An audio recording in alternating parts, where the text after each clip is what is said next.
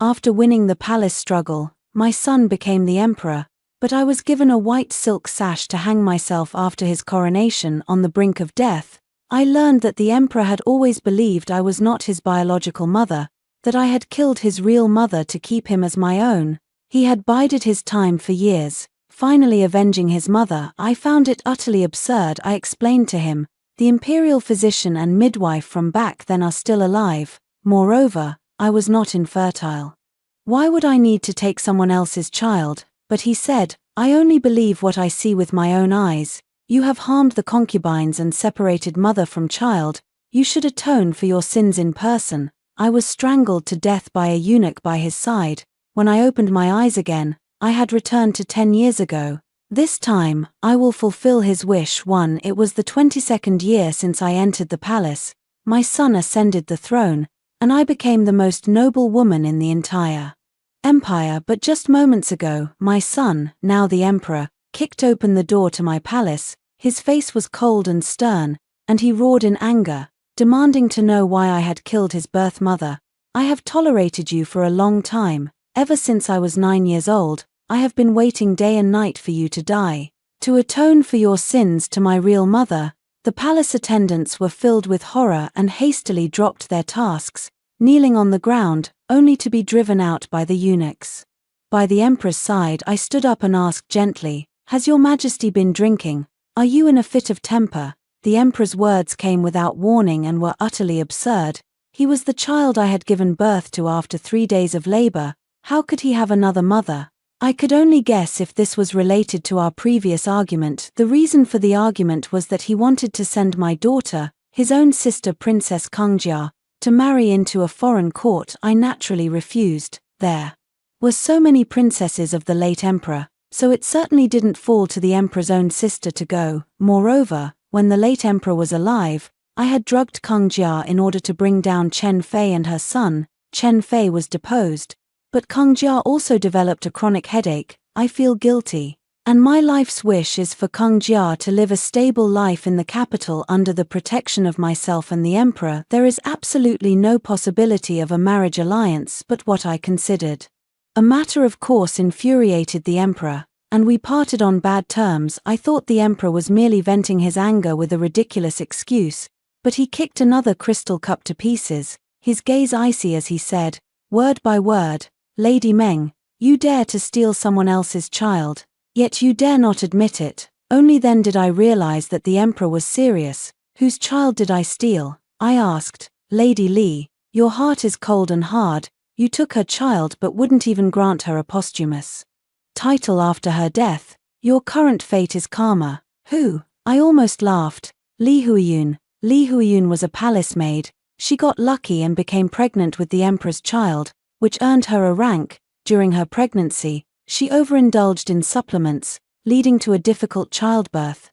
The child was born lifeless. I kindly warned her that excessive supplementation during pregnancy was not advisable, but she blamed me for cursing the royal child. Even if I needed to remove the mother to keep the child, I wouldn't choose the child of such a crude and ignorant person. The emperor sneered, You need not argue how you and Lady Li treated me. I have seen it all. When my grandmother passed away, I was terrified, and it was Lady Li who held me and comforted me. Where were you then? Where was I?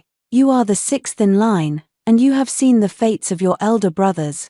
As a prince of a high-ranking concubine, supported by a powerful maternal family, some things are inevitable. You ask where I was. I'm trying to save your life. I was almost hysterical. The emperor at that time was only 10 years old, still in the mischievous phase of childhood. While playing with a few other children, the youngest son of the eldest princess accidentally fell into the water. The child was lucky and was rescued, but he developed a chronic illness. The late emperor was furious.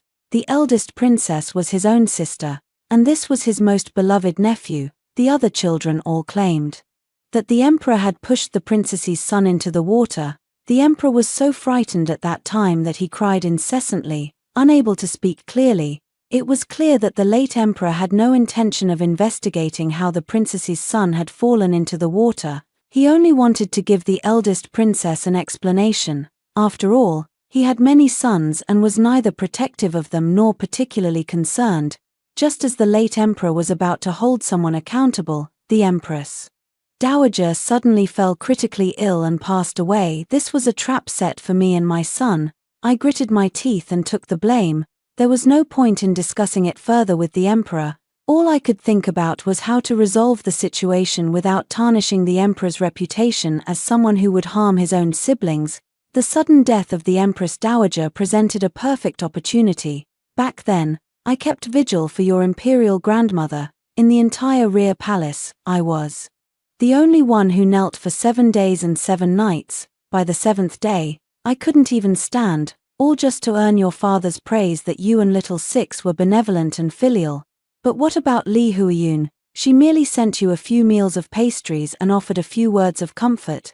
If it weren't for my kneeling for 7 days and 7 nights, you, as emperor, would have first borne the reputation of being unkind and unjust. Your father would never have considered an unkind and unjust prince to inherit the throne. You were 10 years old that year and still didn't understand. Now that you've established a family and a career, do you still not understand? Besides, I didn't abandon him back then. He was so frightened that he was at a loss. So I sent my personal maid to the prince's quarters to take care of him. I just didn't expect Li Huiyun to seize the opportunity. The emperor's eyes were bloodshot. That's just an excuse. You went to such great lengths to steal the child. How could you give up so easily? Steal the child? The imperial physician's records, the midwife and the medical attendants from that time are all still here. Why don't you ask them? Your maternal family is powerful, while Lady Li comes from humble origins. Naturally, those people would not side with her. And besides, the emperor once told me, never mind, you don't need to know. However, the emperor changed the subject with a light smile. You no longer need to worry about your maternal family. Your elder brother was caught this morning for helping students cheat in the imperial examinations. The decree for confiscating his property and exiling him should have arrived by now. I was seething with anger. That's impossible. My brother is a righteous and rigid man. How could he? As I looked at the faint smile on the emperor's lips, it dawned on me. You're playing with state affairs. You're using state matters to frame loyal subjects. The emperor did not answer me but continued speaking as if to himself. As for Kang Jiao, my own sister, I have proposed that she be sent on a diplomatic marriage to show my selflessness and high regard. What does the empress think? I involuntarily took 2 steps back, my body trembling. Kang Jiao is innocent. The eldest prince rebelled, and she even took an arrow for you. But the emperor did not listen. A eunuch behind him pulled out a white silk cord from his waist. The emperor stared at me firmly. Lady Meng, go and atone for your sins to Lady Li. She suffered so miserably. You should not be at ease either. I have lived in the inner palace for 25 years, not as a helpless fish on a chopping block. But the emperor sent away several of my personal maids and informants a few months ago under the pretext of purging the inner palace. At the time, I only thought the emperor was angry about the interference of the inner palace in politics, as the empress had even more informants purged than I did. A mother and son can't possibly harbor enmity against each other. Filial piety and familial bonds weigh heavily on the emperor, and I am content to simply be the Empress Dowager. However, I never expected the emperor's reasoning to be so absurd. A white silk cord tightened around my neck. After decades of struggle, I had personally placed this ungrateful wretch on the throne, burying my own family and daughter. I am filled with hatred too. Woo-woo. My head throbbed violently, and the sound of incessant weeping echoed in my ears. With great effort, I opened my eyes. My personal maid, Song Luo, gently massaged my temples with her fingertips. Are you feeling better, Your Majesty? Amham. I was somewhat dazed. Song Luo was my senior palace maid who had died many years ago when I counterattacked against Consort Chen. It had been a long time since I last saw her. I looked up and saw white mourning banners hanging outside the hall, along with the sound of intermittent weeping. Seeing this, Song Luo asked, "Will Her Highness go to pay respects at the mourning hall?" Suddenly, I remembered that this was when the Empress Dowager had just passed away. At that time, the emperor was still the ordinary 6th prince, who had been falsely accused by the others and frightened by the furious emperor. Crying non-stop in the hall, I felt both heartache and helplessness. The emperor's words hinted that the sixth prince did not care for his siblings and was deeply calculating. How could I let such an assessment fall upon my son? It happened to be the time of the Empress Dowager's passing, and most of the concubines who knelt in mourning for her only stayed for a few hours. I came up with the idea of kneeling for 7 days and 7 nights in honor of the Empress Dowager. With the cooperation between me and Song Luo, Little Six knelt for 2 days before suffering from heatstroke and vomiting, and was sent back. I asked Song Luo to take care of him. As for me, in the sweltering heat and the warmth of the burning incense, I knelt for a full 7 days and 7 nights. By the 7th day, I could barely stand. I forced myself to hold on until the emperor said, "I know, you and Little Six are filial and benevolent. Rest assured, I will investigate the matter of the drowning." I didn't feel at ease until I heard those words, and then I passed out. Later, I fell seriously ill, even after many years. Every winter, I would cough incessantly. I never expected that my utmost efforts would be no match for the few pastries Li Huiyun brought him. I leaned back onto the couch. "Let's rest for a while before going. I'm not feeling well." Song Luo seemed somewhat surprised, and after a long while, she finally asked, "What about the matter of the sixth prince?" I lifted my eyes indifferently. Children and grandchildren will have their own blessings.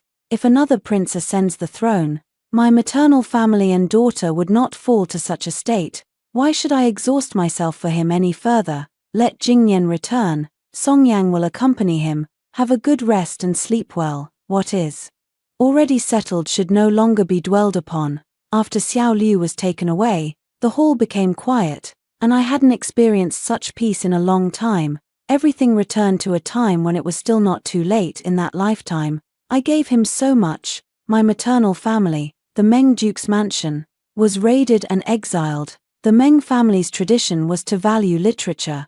But for Jing Yan, several of my younger half-brothers were sent to the military camp early, enduring all kinds of hardships, only to be implicated in the end. My daughter Kang Jiao developed a chronic headache after being drugged, and when she came of age, she was pushed off a rockery by Chen Fei's daughter, who sought revenge, leaving a scar on her face. From then on, she stayed indoors, never venturing out. I slowly closed my eyes. Since this ungrateful wretch values a few plates of pastries more, let him go his own way. 3. I hadn't rested for long when someone barged in. Li Huiyun, with one hand pulling Jingyan and the other wiping tears with a handkerchief, sobbed as she pushed aside the gatekeeper, Xiao Dezi, and stormed in. Xiao Dezi followed behind, looking troubled. I knew that if it were only Li Huiyun, Xiao Dezi would have stopped her, but with Jingyan in tow, he was at a loss. Everyone knew how much I treasured Jingyan. I waved my hand to dismiss Xiao Dezi and turned to Li Huiyun. "Sister, is something wrong?" Li Huiyun fell to her knees with a thud. "Your Majesty, Jingyan is your most beloved child. Please help him. He didn't do that thing. How can a prince bear such a reputation? Your Majesty, it must be a mistake on His Majesty's part." Li Huiyun held Jingyan tightly, her voice hoarse and tears streaming down her face. Jingyan's eyes were fixed on me, his hands clenched, as if enduring something. This scene was like a wicked mother-in-law making things difficult for a poor mother and daughter. I sat on the couch, lazily raising my eyes to glance at Song Luo. She immediately understood and walked up to Li Huiyun, raising her hand to strike her hard while smiling sweetly. "Lady Li, this matter was personally judged by the Emperor himself, spoken from his own mouth. Do you question the Emperor's decision?" indicating dissatisfaction with him. Li Huiyun covered her face, her expression one of disbelief. Since Jingyan was quite close to her, I had given her a bit of face, but now she was taking advantage of that in front of me. Jingyan's face was filled with anger. He abruptly stood up, raised his hand, and struck Song Luo. I slammed the table hard. Jingyan withdrew his hand. "Why does Mother Consort indulge the maidservant in humiliating Consort Li? She is doing it for my own good. Does Mother Consort not wish for my well-being? For your own good." I smiled. "What did she do? Tell me about it." Jingyan paused, slightly opening his mouth but saying nothing. "Indeed, the only thing Li Huiyun did was drag Jingyan to me to cry." "Then why didn't you do anything?" "Mother, Are you unwilling to help your son? Help? I slowly leaned back on the couch. You didn't even speak up yourself. How could I help you? Besides, your father has already made his decision. Why provoke his anger further? The reason I didn't speak up was because Jing Yan's face showed a hint of frustration. If I had argued back on the spot, father would have thought I was talking back, so he was afraid of leaving the emperor with the impression of talking back, so he remained silent, letting me, his mother, step forward. After clearing his name, he could still put on a pitiful look to gain the emperor's sympathy. Well, indeed a child raised in the royal family. I closed my eyes and said nothing more. Song Luo stepped in front of me. Lady Li, 6th Prince, our mistress is resting, for the Empress Dowager was buried in July, but what puzzled me was that even by August, the Emperor had not mentioned the incident of falling into the water. If His Majesty forgets, that's one thing, but the Grand Princess has mentioned it many times, and instead, His Majesty remains silent. I gripped the hairpin tightly, the palm of my hand stinging from the sharpness. Living in the palace, I never feared thinking too much, only thinking too little. His Majesty's reaction in the previous life was completely different from this one.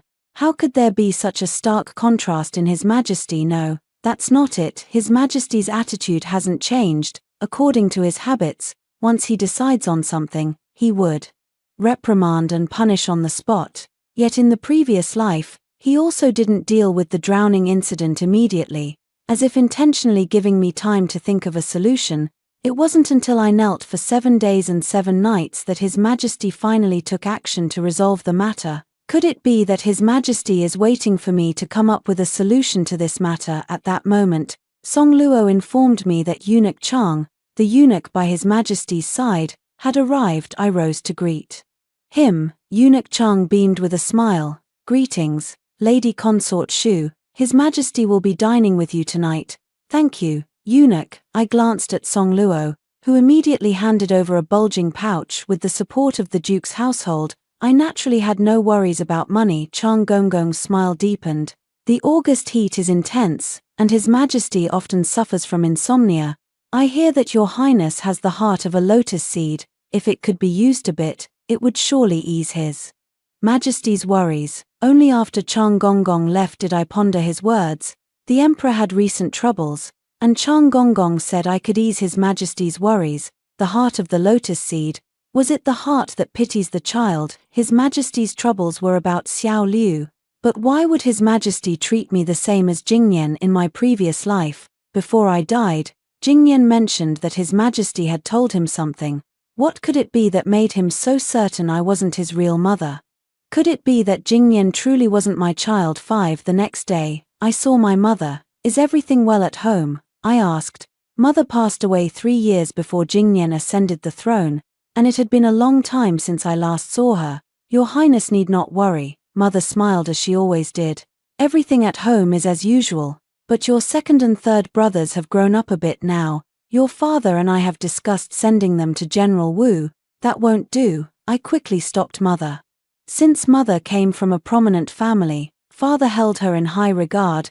The concubines in the household were only allowed to have children after my elder brother turned 10, so now my second brother has just come of age, and my third brother is about to. I understand my mother's thoughts. Jingyan needs the support of military officials behind him, but historically, the Duke's household has always been filled with civil officials, so my mother came up with this idea. However, my second brother is frail, while my third brother is clever and diligent, truly suited for scholarly pursuits. In my previous life, I forced both of them into the military camp and ended up alienating them. Mother frowned slightly. Your Highness need not worry about matters at home. As long as I am here, they won't be able to stir up any trouble. Second brother is in poor health, and third brother is not cut out for martial arts. Their future prospects may not be bright. As for a Wu, isn't she childhood sweethearts with the eldest son of General Lin? Perhaps a marriage alliance could be arranged. A Wu is my own younger sister, the youngest daughter of my mother, but unlike the others, a Wu did not receive our mother's affection when she was born. Our mother injured her body and needed to rest, and as she grew older, She encountered our elder brother's imperial examinations and my coming-of-age ceremony, so Awu grew up with our grandmother and was not close to either my brother or me. Mother's brow furrowed even tighter. Did Awu tell you that the child from the Lin family has a poor future and is not a good match? Not at all, I was just guessing. Mother can go and ask. Awu and I are not close, so why would she tell me these things? It's just that in my previous life, Awu was married into the prominent Kui family. The Kui family had many members, and even though I had become a noble consort by then, Awu still did not live a happy life, but she never said a word about it until the day when the Lin family's eldest son passed away while saving his younger brother. I saw Awu with bloodshot eyes. She stood in my magnificent palace, clenching her hands tightly, and said, "I'm too tired, sister. I can't hold on any longer. The Kui family is like a cage, sister. Why? Why does everyone have to live like this for your sake?" Yes, I have been avoiding the truth. Awu was married into the prestigious family because of me. After all, the Kui family could stand behind the sixth prince, giving us an advantage in the struggle for the throne. I have been deceiving myself, thinking that once Jingyan ascends the throne, everything would be fine. My younger brothers and Awu would all be rewarded. I never expected to nurture a treacherous wolf. Mother continued speaking. Lady Lin's mother has passed away, and her stepmother manages the household. He is not favored by General Lin, so what kind of future can he have? Our Wu is a legitimate daughter. She can marry into a noble family. Mother, I spoke more firmly. Although Master Lin's future is uncertain, isn't my sister's opinion more important? She should marry someone she loves. Besides, Master Lin has already joined the military, and his future will be clear soon. You can keep Awu at home for a couple more years. Mother didn't respond to my words. She looked at me intently for a while. Man, has someone been mistreating you? My eyes felt a bit warm, and I smiled lightly. How could that be? I am a royal concubine. Who could possibly mistreat me? There's just one thing. I took out an envelope. This is for Father. In the letter, I asked Father to look into the events that occurred around the time Jingyan was born, specifically those involving the Emperor 6. The year I conceived Jingyan was my second year in the palace. Backed by the Duke's estate and with my youth and good looks, I was quite favored. Even though I had been in the palace for a short time, the Emperor still took me along on the autumn hunt. On the 9th day of the autumn hunt, the Emperor was attacked and fell off a cliff. His whereabouts unknown. The previous dynasty was in turmoil, and the harem was worried. The Emperor had only 4 princes. The eldest, born to a Hu concubine, had no chance of succession. The second prince had died in infancy. The third and fourth were still learning to speak. The Empress Dowager hastily summoned the royal guard to the capital. Fortunately, a month after the Emperor fell off the cliff, he was found. The Emperor stayed behind to recuperate, while I, having been found to be over a month pregnant, was sent back to the palace to rest and prepare for childbirth. The Emperor took a rest for over half a year before returning to the palace. At that time, I was close to giving birth, and the Empress, to take care of me, arranged for Li Huiyun, who was also pregnant, to stay in the west side hall of my palace. The Duke's estate sent me a female physician and many tonics. At that time, young and soft-hearted, I always let Li Huiyun, who was also pregnant, share the food with me. Li Huiyun was a palace maid, not a maid from the palace, but from the imperial hunting grounds. She would eat a lot every time, taking a second bite before even swallowing the first. The female physician told me that a strong child can harm the mother. I kindly reminded her not to over-supplement, but she angrily cursed me for cursing the royal fetus. Li Huiyun was in labor for 3 full days and nights. When the child was finally born, it had already stopped breathing. Li Huiyun held a soft pillow and wept night after night. I heard this and felt a bit frightened. Li Huiyun had a difficult delivery, with basin after basin of bloody water. The entire palace was filled with the smell of blood, and yet the child passed away as soon as it was born. I went into labor on the 7th day after Li Huiyun gave birth. I was so frightened that I exhausted too much energy. When Jingyan was born, I fainted from exhaustion. When I woke up, he had already been swaddled and placed beside me. I vaguely remember Song Luo once saying that Jing Yan was held by the emperor before being brought in.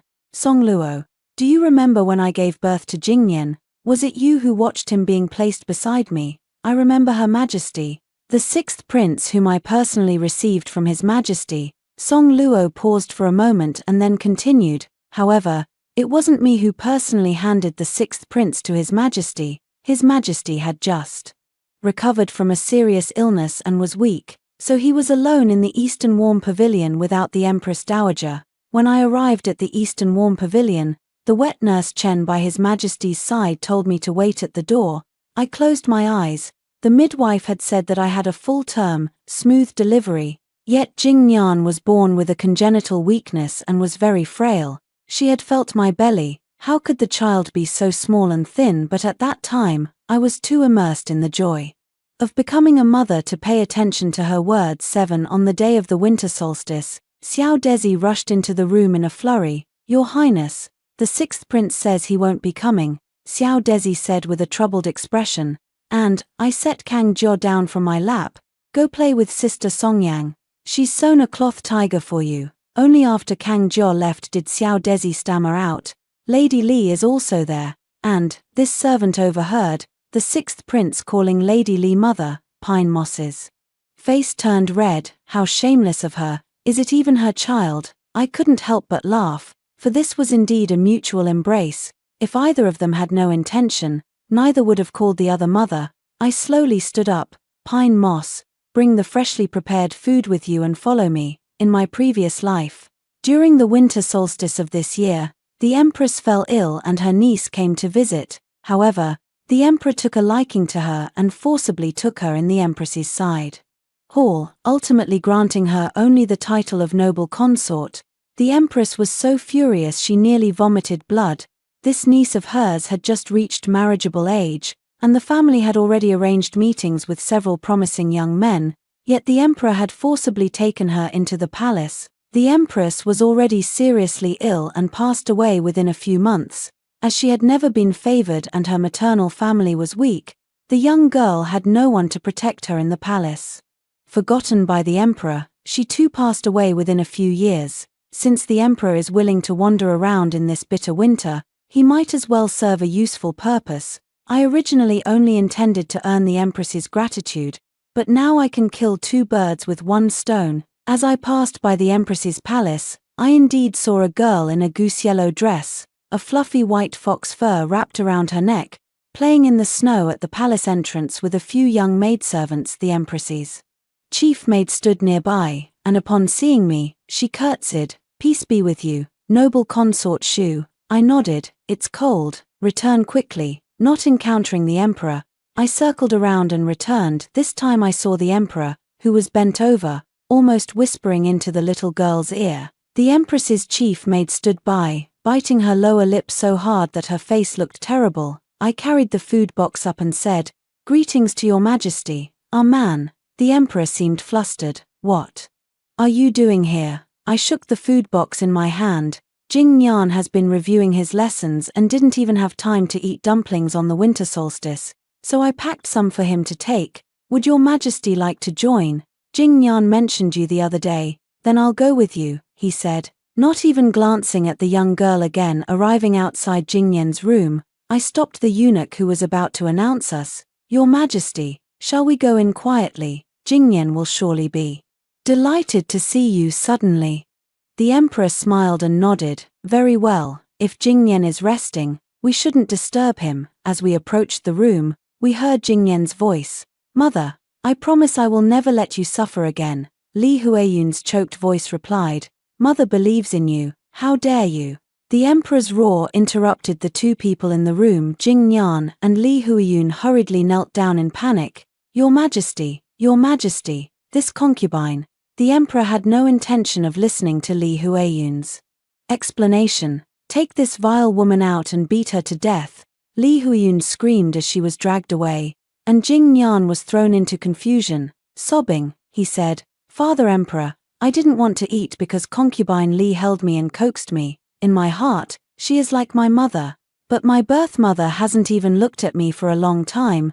The emperor's expression turned somewhat unpleasant as he turned to look at me. I heard this and calmly said, "Your Majesty, Jingyan is already 10 years old. At his age, Your Majesty had already entered the military for training, yet Jingyan still behaves like a young child, crying and fussing when he doesn't like his food. How can Jingyan, as a prince and an elder brother, act this way?" I had intended to toughen him up, but I never expected that Sister Li would chase after him to the prince's quarters, caring for him as if he were an infant, completely disregarding my intention to train him. I knelt down, wiping my tears with a handkerchief. A mother's excessive indulgence harms her child. How could I not understand this? The emperor's expression softened, and he immediately helped me up. "I know you have always been thinking of Jingyan. You are a good person." 8. As the year-end approached, Li Huiyun was not executed. Instead, she was given 30 lashes and thrown into the punishment cell,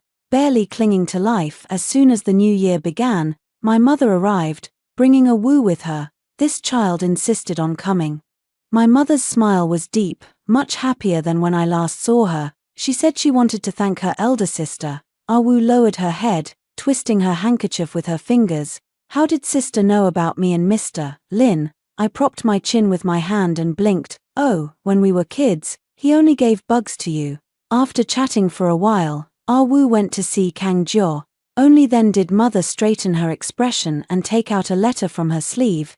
"This is from your father. He looked very unwell. Is something wrong?" I opened the letter, and as I had guessed, the emperor was attacked and fell off a cliff during the autumn hunt years ago, and was saved by a peasant girl living in the mountains. The emperor, having been pierced in the chest by a branch, was unable to travel long distances and thus stayed with the peasant girl until she became pregnant. The emperor was so fond of the peasant girl that he even remained there, living as an ordinary couple with her for half a year. However, the emperor's temperament was unpredictable. When he was happy, he treated her like a treasure, but when he was displeased, he made her kneel outside the house even while she was pregnant. After several such ordeals, the peasant girl went into premature labor. She died during childbirth, leaving behind only a frail little prince. The emperor brought this prince back to the palace.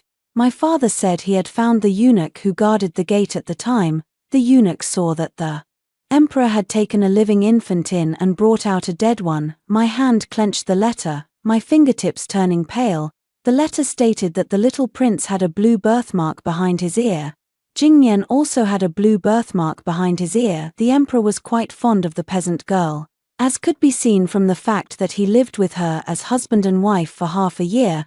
The emperor was not a man of enduring affection, as seen with the empress's niece and Li Huiyun, whom he never saw again. After just one meeting, the emperor's affection for the peasant girl turned into guilt, which deepened with her death. He came up with a plan. He would select a foster mother for the young prince, raise him well, and make him the emperor. His guilt toward the peasant girl would be compensated through the young prince. Women in the harem without favor or influence were naturally not suitable candidates for foster mothers. However, the few favored and influential consorts almost all had their own children. Even if they didn't now, they would in the future. Once they had their own children, would they still care about an adopted son? He set his sights on me. He swapped my child. I didn't know Jingyan wasn't my biological son, so I naturally treated him with all my heart.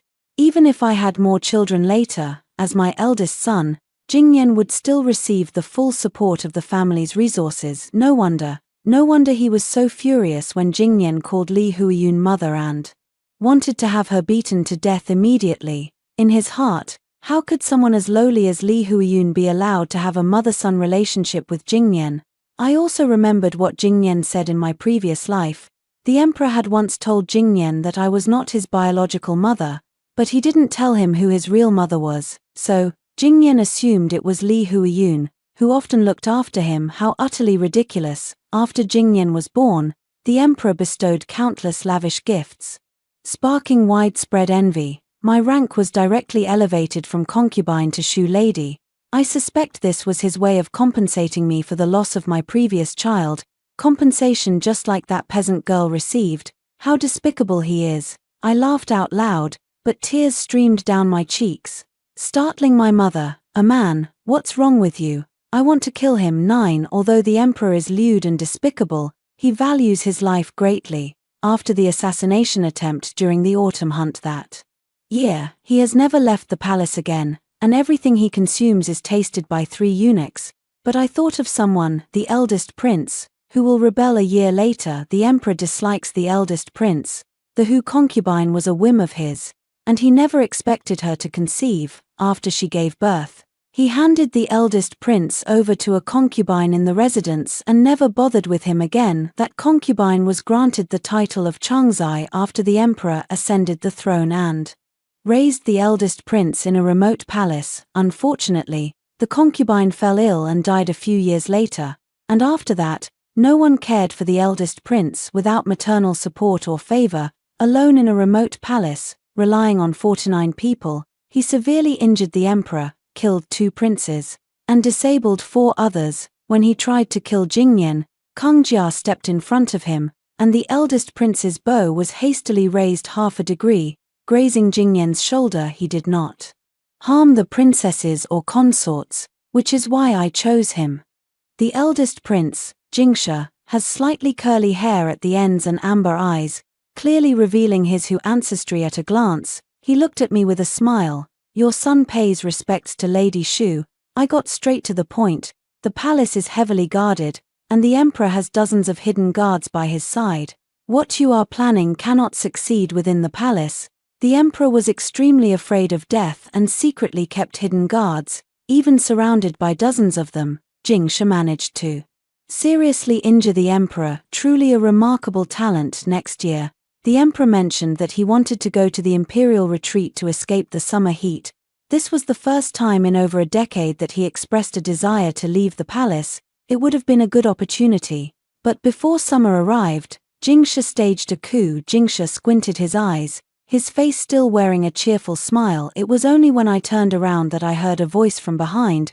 Consort Shu has a son. I paused for a moment, continuing to walk forward as I said, I don't. If he could force his way into the palace and had his own influence, he would naturally investigate the reason behind my words. Although my father's actions were discreet, those with ulterior motives could still find traces. He doesn't trust me now because I have a son. Once he finds any clues, we will be on the same side. 10. In early spring, the empress could no longer get out of bed. The empress's young niece left the palace immediately after I did. Unable to rise due to her illness, she granted me the authority to assist in managing the 6 palaces.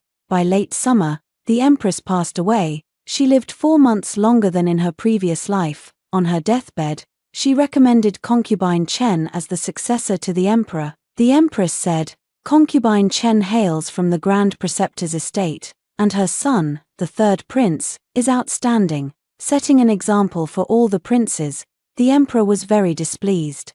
And even the mourning ceremony for the empress was reduced by 3 points. In his heart, the 3rd prince could never compare to his beloved Jingyan. The empress was well aware of the emperor's temperament. If she were to recommend me, there was no way the emperor would ever make me empress. That autumn, towards the end of the year, I became the empress. In the spring of the 2nd year, I restrained Jingsha, who was eager to act, when the emperor proposed going to the summer palace to escape the heat. I refused. As the emperor ages, the journey to the summer palace is arduous. How can the emperor's health endure such fatigue?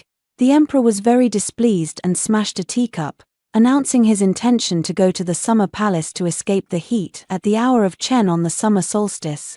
The emperor set off. At the hour of Shun, the emperor was assassinated, and the eldest prince, Jingsha, forced his way to the throne. 11. At the hour of Hai, I saw the emperor. He was bound and held in a secluded palace within the imperial grounds. He saw me and kept whimpering. I pulled out the golden hairpin from my hair, raised it high, and stabbed down fiercely. My child, stab again. The peasant girl who saved a life, stab again. The empress and her niece, stab again. My hands were covered in blood, and just as I was about to strike again, Jingsha stopped me, his face cold and stern. Mother, you should leave a few for me. With that, he raised the long blade and thrust it fiercely between the emperor's legs. Her name was Bai Ji, my birth mother. She had a childhood sweetheart and was only 16 when you executed her. He raised the blade again and plunged it into the emperor's abdomen. Her name was Jiyu Qing, my adoptive mother. She was only 20 when you kicked her to death while she was begging for medicine for me. The emperor had already fallen silent. I understood what Jingsha was thinking. Revenge was one thing, but such an unspeakable crime of murder was what truly bound people together inseparably. As I was about to turn and leave, Jingsha spoke up. Has Mother Empress ever considered what will become of Jing Nian? I glanced at him indifferently. He is your brother. He is not my son. After all, I became the Empress Dowager again. In the 15th year of my entry into the palace this time, it's quite good. 12 extra. Kang Jiao, I got married to the young Marquis of the Marquisate. My mother held my hand as she sent me off to my wedding. She held me tightly, urging me to visit her often in the palace in the future. My elder brother carried me into the sedan chair. As the emperor, this was not something he should have done, but he said he wanted everyone to see that he was the one standing by my side. During the ceremony to worship heaven and earth, I heard the voice of my third uncle. He had become a top scholar at the age of 20 and was now a prime minister. Feeling quite accomplished, my eldest uncle also attended. Rigid and loyal, he was trusted by my brother the emperor, who appointed him as the chief examiner of the imperial examinations. The candidates he selected have all made significant contributions in court, earning my brother's deep trust. Auntie didn't come. After she got married, she followed my uncle to the borderlands and hasn't returned for many years. Mother said Auntie is a free bird. The rigid, square courtyards were her cage, and she should spread her wings in the sky. Not long ago, though, Auntie sent me a gift, a tiger skin she and my uncle hunted together. She also wrote a letter saying that once my uncle wins this battle, they'll capture 2 barbarians to dance for me at night. I had a dream, perhaps because Auntie mentioned it. I dreamed of many barbarians surrounding me. Their hands freely roamed over my body, tearing my clothes. I cried out for Mother and my royal brother, but no one answered. I woke up with a start, the scenes from the dream lingering in my mind.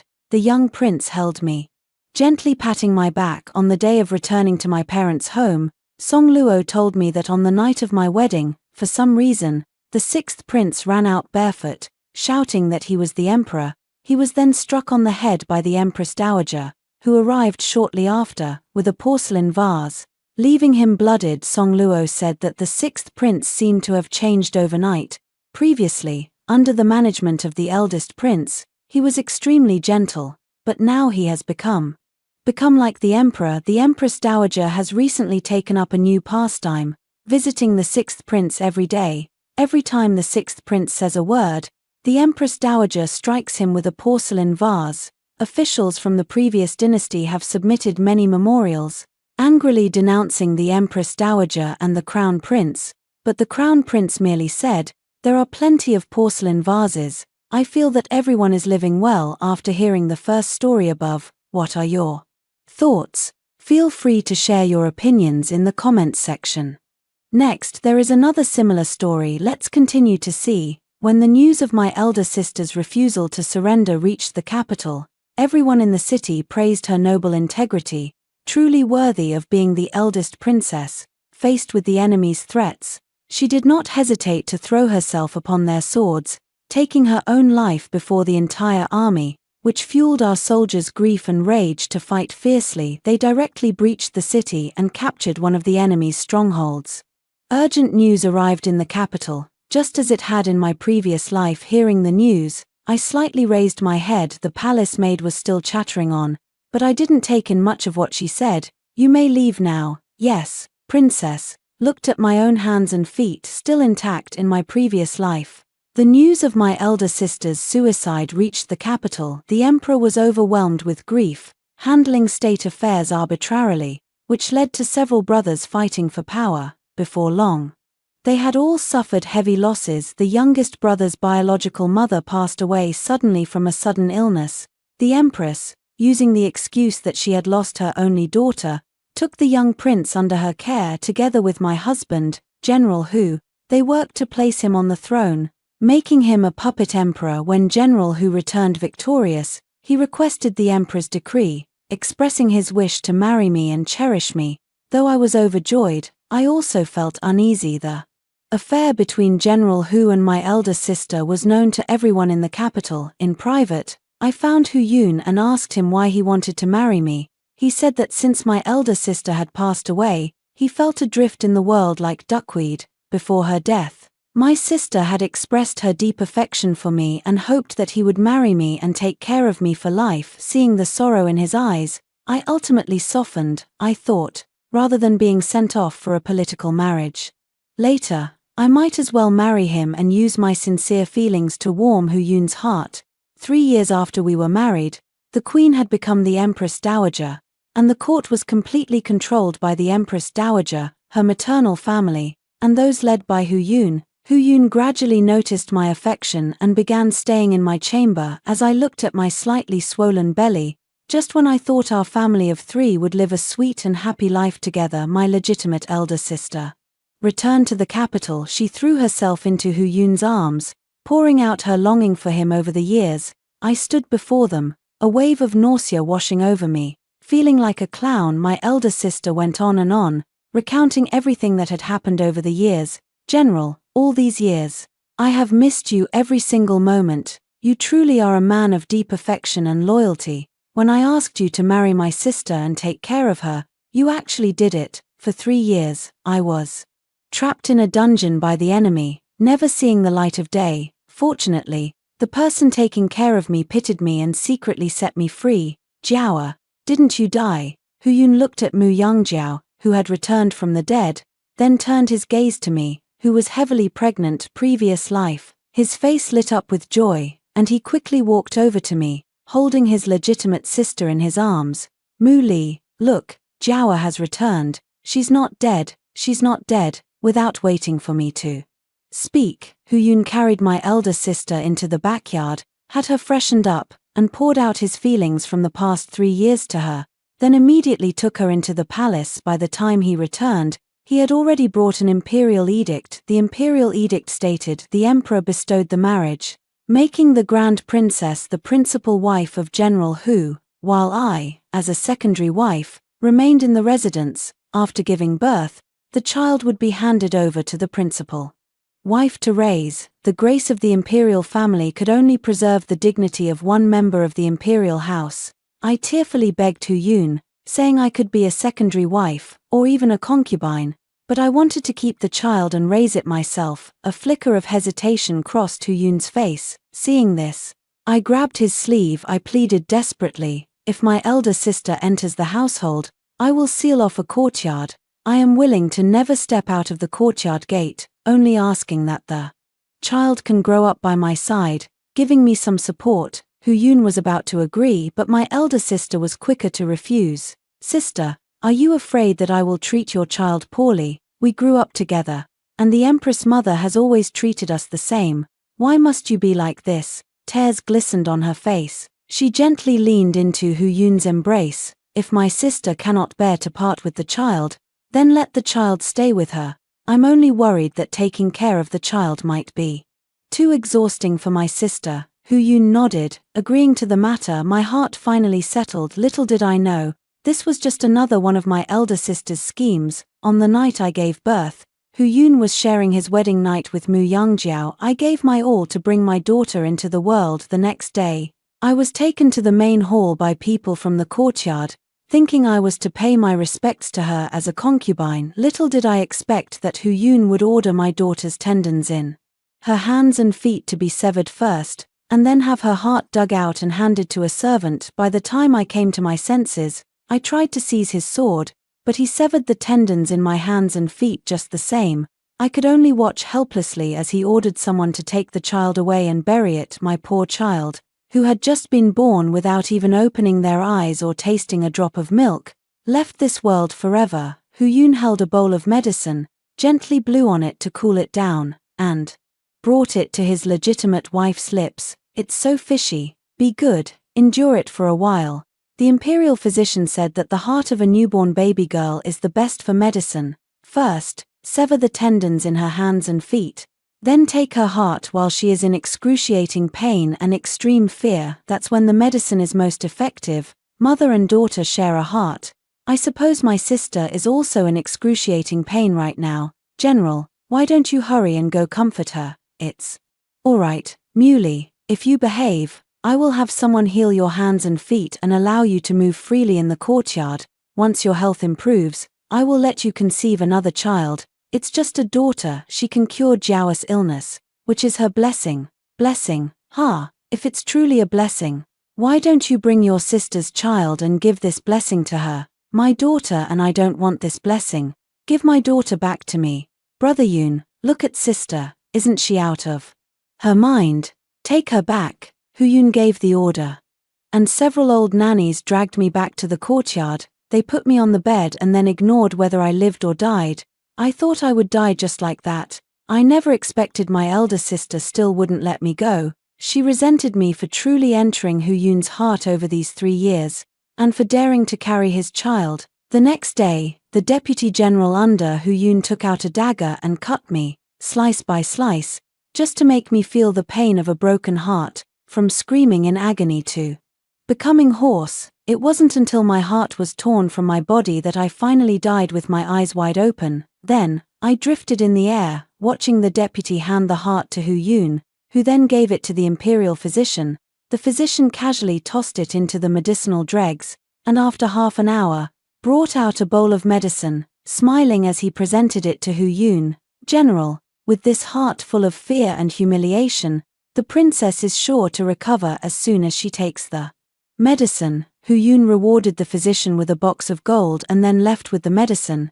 It wasn't until several days later that my body was finally taken out by the old maid who cleaned the courtyard and buried beside my daughter. He touched his cheek. The cold tears proved that I had truly returned to this world. He checked the time. It wouldn't be long before Hu Yun would enter the palace to request an imperial decree, citing his military achievements as the main reason, and adding that my elder sister couldn't bear to see me marry far away for a political alliance. He would use my sister's dying wish as a pretext to ask the emperor for our marriage. Someone come. I wiped the tears from my face, but I didn't wipe them completely clean. After all, everyone in my palace belongs to the empress.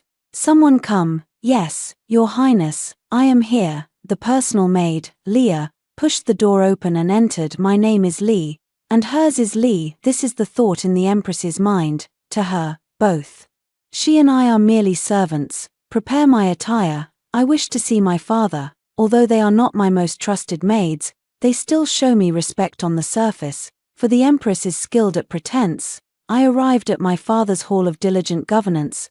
My father was quietly shedding tears. The eldest sister was his first daughter, born of the principal wife, and he had placed great hopes in her. Now that she had died a heroic death, his heart was even more tormented. Leia pays respects to Father Emperor. You've come. Is there something you need? Father Emperor, Leia has heard the news about the eldest sister, but I cannot believe it is true. I beg Father Emperor to allow me to go to the border to search for her. Staying in the palace, I miss my eldest sister so much that I wish it were I who had died instead. I spoke as tears streamed down my face, my head heavily hitting the ground. It pained my father to see it. You have a good heart, but so many people have seen it. You should stay and accompany your mother. Father, I must see the body if she is dead, and find her if she is alive. I will go to the border to bring my elder sister back. Your Majesty, General Hu requests an audience. Father, General Hu and my sister are deeply in love. Given the circumstances, I beg you to allow me to go to the border and bring my sister back. To ease the general's longing, let him in. You may stand aside for now, because my father was overwhelmed with grief. He actually forgot to have me excuse myself from court affairs, and this is exactly what I need right now.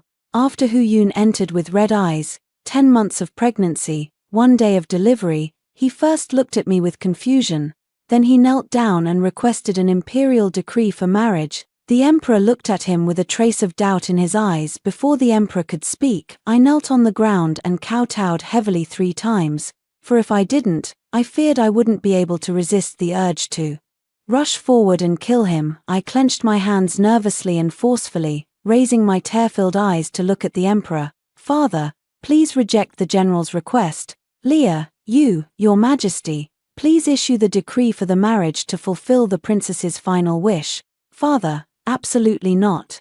All the subjects now know that my elder sister sacrificed herself for the country, and the nobles and ministers are aware that General Hu and my elder sister were deeply in love, to the point of discussing marriage. If a marriage between me and General Hu is arranged now, those who know the truth would praise the general for his deep affection, fulfilling my elder sister's last wish by voluntarily marrying her younger sister to take care of her.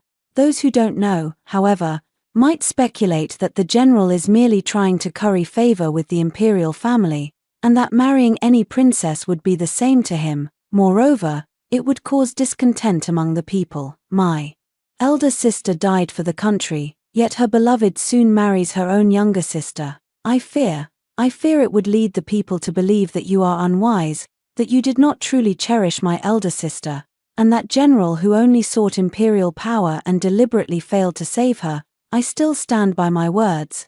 I am willing to go to the border myself to retrieve my elder sister's body. If the general truly cherished and loved my elder sister, he should bring back her remains and ensure she is buried with the dignity of a princess, rather than leaving her alone and desolate outside while he remains in the capital to marry and have children. My head hit the ground heavily, tears still staining my face, and the image of being willing to die for my elder sister fell into my father's eyes. After all, my father had been the emperor for over a decade at this moment. He narrowed his eyes and looked at Hu Yun, as if pondering whether Hu Yun truly loved Mu Yangjiao or if he loved imperial power and the title of royal consort. Your Majesty, I truly only wish to fulfill the late princess's last wish. If your Majesty does not believe me, after marrying Princess Li, I will not enter the bridal chamber but will immediately return to the border to search for the remains of the legitimate princess. I will guard the border for the rest of my life and vow never to return to the capital. Hu Yun spoke in a flustered manner, and his panicked demeanor at this moment seemed more like it was solely for the sake of imperial power. Father, the general's actions are also inappropriate. If he marries me and immediately goes to the border, wouldn't that burden me with a lifetime of disgrace and ridicule? I do not wish to marry the general, nor do I want to tarnish the man my elder sister loved. I implore you to reconsider. Father, your Majesty, forget it. Hu Yun had not yet finished speaking. The emperor waved his hand, stopping him. General Hu, you must be tired from your journey. Please return to your residence and rest well. As for the marriage, I believe it was Jiao missing Leah and speaking in haste, or perhaps you misunderstood. Jiao only asked you to take care of Leah, not to marry her. General, please go back and rest. I am tired. Since His Majesty said so, Hu Yun had no reason to speak further. Only I knew in my heart that because I had been by the Empress's side since childhood, in private, I was nothing but Mu Yangjiao's dog. That was why she knew I would never dare, nor would I ever, disobey her. She was simply securing a way out for herself. If she were to return one day, I would have no choice but to kneel on the ground, yield my position to her, and beg for mercy like a dog. That was one of the reasons she was so angry when she came back and saw that I was pregnant. Father, eldest sister is gone. But please don't be sad, your health is what matters most. I don't believe eldest sister is dead. Father, she isn't dead, right? After Hu Yun left, I walked a few steps to my father's side, sat on the floor, and leaned against his leg. I looked up at him with tearful eyes, filled with a touch of reverence. Why couldn't it have been me? I would rather die in place of my elder sister. You are both your father's good daughters. Whichever one is gone, your father will grieve. Go see your mother, she must be very sad too. I understand, father, I will go see mother. Please take care of yourself as well. The people of Angua will bless my elder sister, and Angua needs you, father. Waved his hand and said nothing more. I took a few steps, then suddenly turned back and slightly bowed toward the emperor's personal eunuch, Chief Eunuch Jiang. These past few days, His Majesty has been missing my elder sister. I must trouble you to take extra care of his health. Chief Eunuch Jiang knelt on the ground. This is merely my duty. With a filial daughter like Princess Yoli by His Majesty's side, His Majesty will surely remain in good health. Without saying much, I went to the Queen's palace with tear stains on my face. When the nanny brought me in, the Queen still had a smile on her face, and the letter on the table was left just like that. It was only when she saw me that she withdrew her smile. pretending to look heartbroken. The empress was like this, unwilling to part with power and glory, yet convinced of her own talent, believing she could achieve great things even in the remote mountains. So when the eldest sister decided to elope with someone from an enemy nation, she not only did not stop her but instead admired her daughter's courage and planned everything meticulously, just so she could escape far away. Little did she know that the man only valued the eldest sister's status as a princess, intending to marry her to gain support from the kingdom of An, thereby aiding the third prince of Shung in seizing the throne, all while the eldest sister faked her death. Our army captured a city of the Shung kingdom, and the third prince was punished. As a result, both my elder sister and her husband lost favor. At first, the man still coaxed my sister into returning to seek power later. When he saw that my sister had no such intention, he began to indulge in pleasure-seeking and paid no more attention to her. Only then did my elder sister think of returning. Daughter pays respects to the empress. I obediently knelt on the ground and kowtowed to the empress. The empress did not speak, only pretending to cry continuously, while the matron beside her stepped forward to collect the letter. After a quarter of an hour, only then did the empress speak. Liar, it's you who have come. I was so consumed by grief over your elder sister's affairs that I forgot to let you rise. Although the empress said this, she still did not give the order for me to stand up. My elder sister died for the country, and my heart is filled with immense sorrow. I wish it were I who had died instead. I wish to go to the border to retrieve my elder sister's remains. Upon hearing my words, the empress was taken aback. Then she spoke again. Leah, get up quickly. What would a girl like you do at the border? You are all I have left now. If you were to follow in your elder sister's footsteps, how would I go on living? Mother, please take care of yourself. Enough, you may go. I have a terrible headache and need to rest for a while. Yes, I take my leave. After returning to the room, I sat quietly on the bed, contemplating the path ahead. Although I died a tragic death in my previous life, I had attended many banquets and was well informed about all the news from the outside world. Until night fell and the palace maid brought food, I gradually came back to my senses. The plan began to take shape step by step in my mind.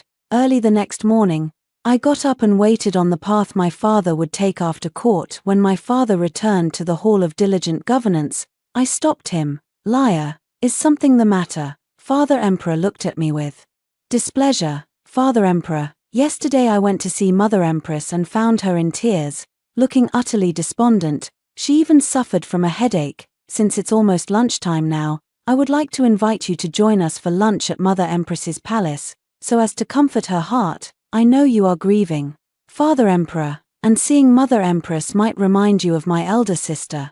But Mother Empress is in such poor health that I am truly worried. I believe my elder sister would have wished for both you and Mother Empress to take care of yourselves for her sake. Forget it, you're right. Then come with me. I don't have much of an appetite anyway. Let's go to the Empress's palace and see what's there to eat.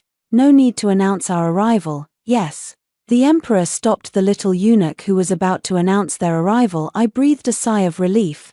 This was exactly what I had hoped for. Otherwise, how would the Emperor have seen the Empress's table full of meat dishes? Soon, we arrived at the Empress's palace. The eunuch's voice sounded outside the door just as the Emperor had already entered the Empress's chamber. The Empress still had a piece of braised pork in her mouth, though she was only chewing the lean part. The fatty portion, of course, had been discarded. Your humble servant pays respects to your majesty. The Empress knelt on the ground, with her maids and attendants kneeling all around her.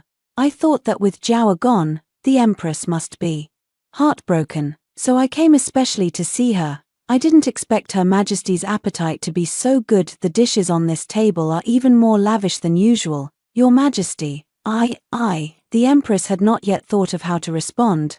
Nanny Zhao knelt and shuffled forward a few steps. Your Majesty, this is all this old servant's fault. It was I who noticed the Empress had no appetite, so I had more food prepared. It was also I who just coaxed the Empress into eating some meat. Otherwise how could her body withstand it? Nanny Zhao, it's fortunate to have you by my mother's side.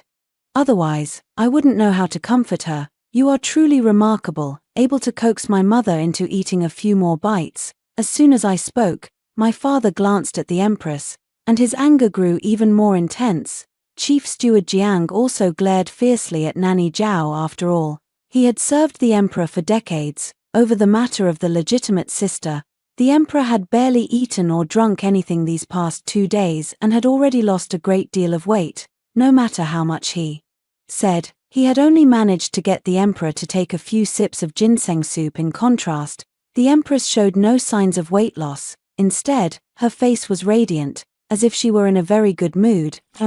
Nanny Zhao, you have quite the skill. Why not try persuading me to eat a few more bites as well?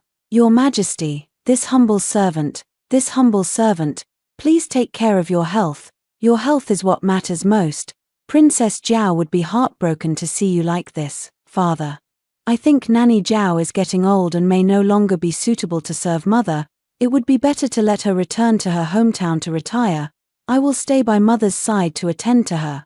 Granted. With that, father stood up angrily and left. As soon as father stepped out of the palace door, a crisp slap rang out. I knelt on the ground, lightly licking the corner of my mouth. Mother's slap was well deserved. Your daughter admits her mistake. How dare you? You've grown bold enough to lay hands on someone under my command. Mother, I am doing this for your own good. Father was already angry just now. If I hadn't made this suggestion, I'm afraid we wouldn't have been able to save Nanny Zhao.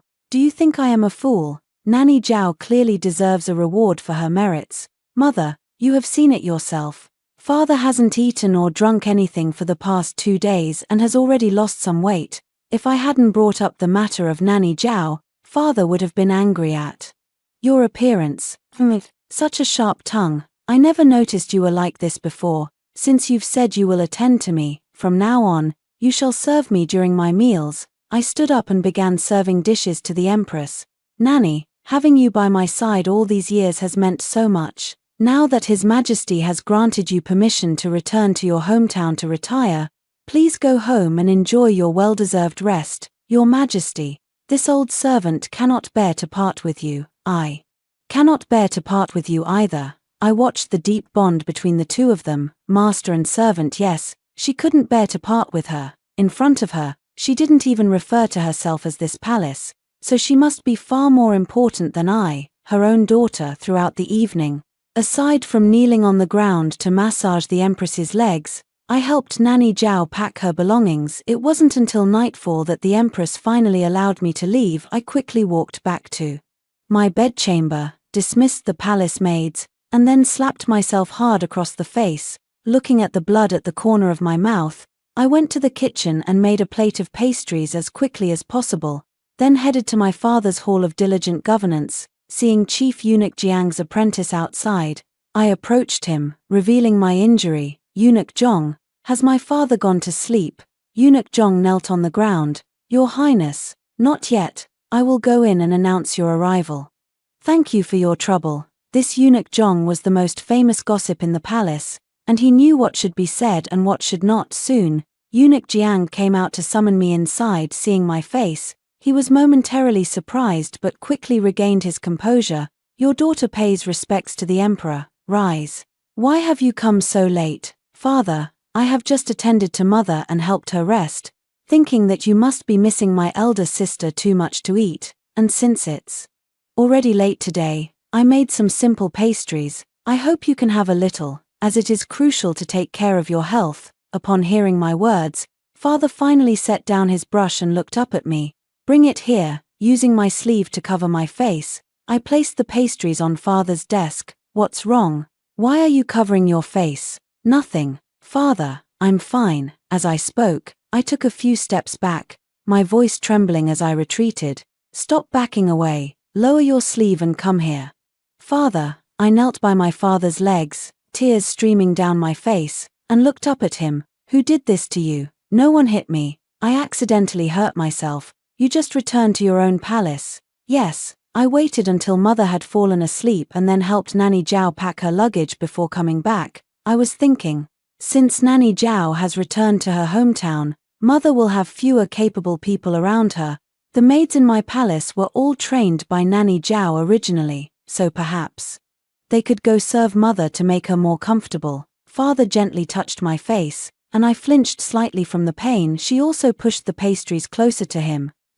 You're right, Xiao Jiangzi. Go ahead and arrange it. Have Leah's palace maids serve the empress. And as for Leah, let her choose a few maids she likes herself. She's grown up now. Clean up the Chensi pavilion and have Leah move there to live. Father, I don't want to live in that palace. I want to stay by mother's side and accompany her. I've wronged you. Your mother, never mind. Move over here, closer to your father, so you can visit me often. There's no need for you to attend to your mother anymore. Really, thank you, father. I showed a face full of delight, which naturally made father feel even more heartache for me. Go back and sleep. You'll move over tomorrow. Daughter has returned. Father, please rest early as well, I beg of you. I stepped out and walked back to the palace, gently touching the furnishings in the room. 2 slaps in exchange for such a grand gift. It was truly worth it.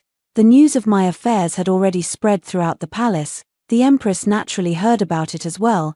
I merely gave her a light tap, and she actually went to complain to the emperor. Your Majesty, please calm your anger. In the future, when this old servant is no longer by your side, you must not get so upset. It pains me deeply. Nanny Zhao wanted to say more, but she was urged to leave by the guards without the persuasion of Nanny Zhao. The empress, after dressing up, angrily went to intercept the emperor on his way back from court. Your Majesty, did Mu Li complain? I only lightly hit her once, and she moved out, and now she's telling everyone in the palace that I hit her. Empress, I am very tired today and wish to go back and rest. Your Majesty, when Consort Ayu died, it was I who raised her. She sent Nanny Zhao back to her hometown, and I was just reluctant to part with Nanny Zhao, so I acted impulsively. Yet she disregarded our mother-daughter bond. Since that's the case, I no longer want this child either. Enough, we'll talk about this later. I wish to return now. Yes, Your Majesty has grown tired of me now, completely forgetting that we grew up together, childhood sweethearts. The vow you made to me of a lifetime with only me is still fresh in my memory, and now you no longer trust me because of a single word from her. Our daughter is gone, and now even Nanny Zhao has returned to her hometown. I feel as though life is worse than death. The queen stepped forward and tugged at the emperor's clothes. The emperor rubbed his head and opened his eyes. The queen also knows that Jora has passed away, yet I haven't seen a trace of sorrow in you. Leia didn't say you hit her, she said she bumped into it herself. As for how Rupin died, you know very well, I've always felt indebted to Leia, and since you now think she's not good enough, I will have Leia recorded under Ruf's name, as a way to repay the debt from back then. Do your wealth and status, and my affection for you, mean less than a servant who oversteps their bounds, a fate worse than death? I certainly don't see it. The queen slumped to the ground, watching as the emperor departed in his sedan chair. I watched my father's receding figure. It seems there are many secrets from the past, but I don't have much time to uncover them now. After moving to the Dawn Pavilion, Chief Eunuch Jiang brought a group of palace maids for me to choose from. The people brought by Eunuch Jiang are naturally excellent. It would be best to follow your suggestion. Whomever you choose to keep, I will keep. You flatter this servant, princess. However, since you have spoken, these few, Eunuch Jiang waved his horsetail whisk. 8 palace maids stepped forward and knelt on the ground. Your Highness may select a few that catch your eye from among these. They will surely not disappoint you, or you may keep them all. Then I thank you in advance. Eunuch, I will keep them all. Eunuch, I grew up in my mother's palace since childhood. Now that Nanny Zhao is returning to her hometown, I would like to see her off and give her some personal savings. However, Nanny Zhao is probably about to leave now, and my palace is in such disarray that I still have things to tidy up. Eunuch, could you please help me bring Nanny Zhao here? I didn't have a proper farewell with her last night. I slipped a pouch of silver into Eunuch Jiang's hand. Yes, I will go at once. I breathed a sigh of relief. Others might not have been able to bring the person so easily, but Eunuch Jiang was different. He was my father's man, and who wouldn't give him some face? I kept his man here because I wanted to see what he would do once he found out about this matter. Soon, 2 young eunuchs brought Nanny Zhao over. I have seen the princess, but I don't understand what you mean by this, princess, although Mama Zhao was kneeling on the ground. Her tone towards me still carried an air of superiority, as if she were above me. "Mama, have a cup of water, all of you, step back." After watching Mama Zhao drink the water, I had the palace maid stand guard outside the door.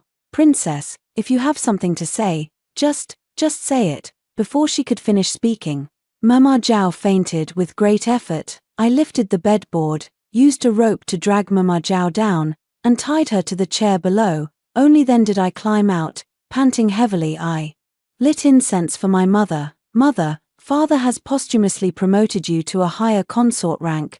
Though it's a bit late, I will continue to strive and do better step by step." After offering the incense, I went to the kitchen and made a bowl of noodles, then brought it to the hall of diligent governance. Eunuch Jiang, upon seeing me, stole several glances in my direction.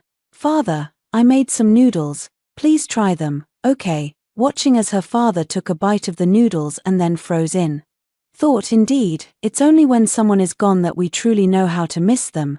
These noodles, it was mother consort who taught me how to make it. "Yes, when your mother consort passed away, you were already 10 years old." Watching Father Emperor fall into deep thought, I walked behind him and massaged his shoulders. "You were already making noodles at the age of 10. Your elder sister, who is a year older than you, didn't even know how to call for help or save someone." Sigh, I truly spoiled her too much. I covered my head and collapsed into my father's arms. Summon the imperial physician. When I woke up, I overheard the conversation between the imperial physician and my father. "Your Majesty, the princess was deeply affected by the death of consort Yu back then, and the intense grief caused her to forget some things. It seems the underlying condition has remained, but it's nothing serious. She just needs to rest, and I will prescribe a calming medicine for her to take." I take my leave. "Physician, do not go." I climbed down from the bed and stopped the physician. My father stepped forward to support me. "Imperial physician, please take a look at Father Emperor." "I'm fine. Could you prescribe a calming medicine for Father Emperor, one that won't harm his health, so he can rest for a while?" "Father Emperor will take the medicine shortly. After you've had yours, Father Emperor will take his." Father Emperor coaxed me into drinking the medicine. I closed my eyes and pretended to fall asleep, and only then did Father Emperor leave to continue reviewing memorials. After Father Emperor left, I opened my eyes. Yes, I remember now. It wasn't that my elder sister was too frightened to call for help to save my mother. It was her. She grabbed me, held me by the water's edge, and forced my mother to jump in, threatening to push me in if she didn't. After my mother jumped in, she gradually stopped breathing. I was so terrified that I fainted. The last thing I saw before losing consciousness was her vicious smile. No wonder I nearly died in several accidents that year. They weren't accidents at all. The reason they stopped trying to kill me later was because they saw that I had truly forgotten. How very clever of them. With this, everything makes sense now. The queen was frail. For the sake of the kingdom and her health, the emperor had no choice but to marry many women from noble families. To balance the court, he allowed them to bear children one by one. Only after the queen's health improved did she give birth to Mu Yangjiao. It wasn't until my birth that the emperor showed me a little favor, simply because I was a girl and posed no threat to the kingdom. Yet even that small amount of favor was enough to bring about our doom. Now it seems the emperor's health is better than in my previous life, and he hasn't fallen into despair. In this life, I must strive to compete. After I woke up, the emperor had eunuch Jiang escort me back to the palace. "Princess, what about Nanny Zhao?" "Nanny Zhao passed away yesterday. I forgot to have someone inform you." Eunuch: "Yes, I understand." The next day, I went to see my brother, brought some things for him and his mother, and also asked consort Xiong to take good care of herself. I met with the emperor, requested a waste token to leave the palace, and repeatedly assured him that I would not go to the border to search for my elder sister's remains before he finally allowed me to leave the palace freely. Drawing on memories from my past life, I quickly grasped the weaknesses of several individuals and secured their loyalty. Afterward, I pretended to pledge my allegiance to the crown prince. I then informed the second prince of the crown prince's discontent over having been the heir apparent for more than a decade. Sure enough, the very next day, they started arguing in the court. The second prince was impulsive in handling matters. Without any evidence, he directly lodged a complaint. Meanwhile, the crown prince was timid and fearful. Before the second prince even finished speaking, he was already so frightened that he knelt on the ground and confessed without being pressed.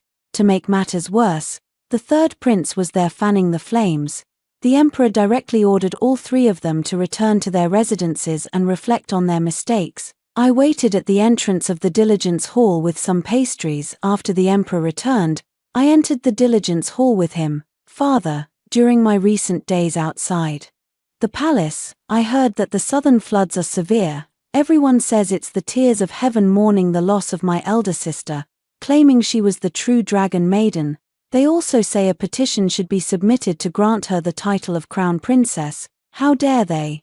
Instead of thinking of ways to share the country's burdens during the flood crisis, they actually come up with such nonsense. Father, please don't be angry. It pains me to see you like this. I know women are not supposed to meddle in state affairs, but seeing you so worried, I can't eat or sleep. I've thought of a few ways to manage the floods. When you have time, just take a look at them as a pastime. If they prove to be of any use, it would at least bring you a little joy. I handed over the flood management methods I had written the night before. My father stared at me for a moment before opening it to read. Looking at Father Emperor's increasingly relaxed eyebrows, Father Emperor would naturally like it. After all, this was a method I first proposed in my previous life, which Huyun slightly modified. After Huyun returned from managing the flood control, he pointed out the shortcomings and made further improvements, ultimately recording it in the annals of history. I had no idea Leah possessed such talent, even listing all the potential mishaps that could occur. Father Emperor glanced at the dark circles under my eyes. You haven't slept all night, haven't you? It's commendable that you care so much for the people and still remember your father's health. If only you were a boy. Father, your daughter's heart is only for you. As long as you are well, I am well. Go and rest now. Someone, summon the crown prince. Father is giving the crown prince a chance to earn merit. But it's uncertain whether the crown prince can seize it. Little Jiang, go and open my private treasury. Give Leah the luminous pearl presented by the state of Liang. I suppose girls would like it, as you command. Exited the hall of diligent governance. Eunuch Jiang, Nanny Zhao should have arrived home by now. I wonder if the guards at the time went to report back to the Empress Dowager. Your Highness, yes, Nanny Zhao has returned to her hometown. The guards will report to the Empress today. Among the palace maids selected for you, Xiong'er and Xiu'er are a bit too simple-minded. Perhaps it would be better to let me take them back for further training. Thank you for your trouble, eunuch. Now that only 6 palace maids remain, it is time to cultivate trusted aides. After Xiong'er and Xiu'er left, the remaining 6 palace maids stood before me. I called you here today to tell you that I have no other palace maids by my side. If you are loyal, whether you leave the palace to marry, become a matron in the palace, or take on a managerial role, I will support you.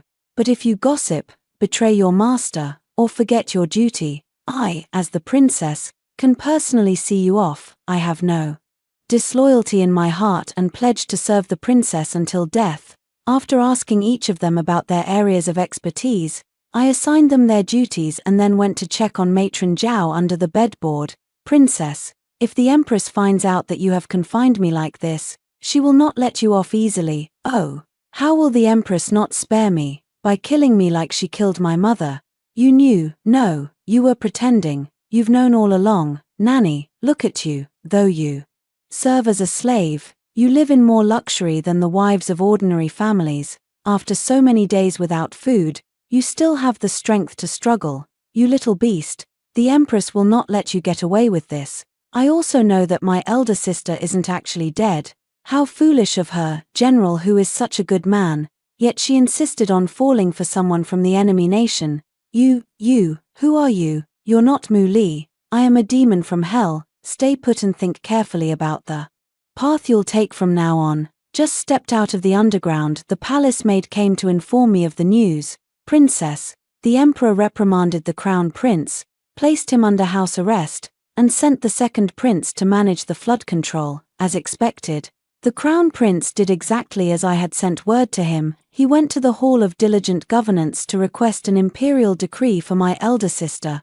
asking the emperor to issue an edict proclaiming her as the crown princess and announcing it to the world as expected. I was punished by Father Emperor. After changing my clothes, I left the palace and went directly to the third prince's residence. Sister Leah, what brings you to visit your third brother today? Although I am a princess, in the palace, I am all alone and helpless.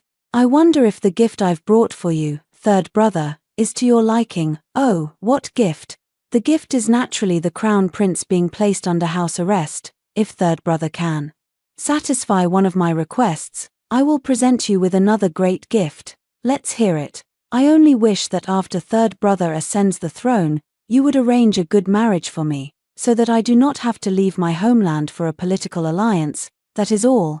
This is the route and method for the second prince to manage the flood control, as well as the return route to the capital. Additionally, during the flood, diseases are prone to break out. Here are the prescriptions for prevention and treatment.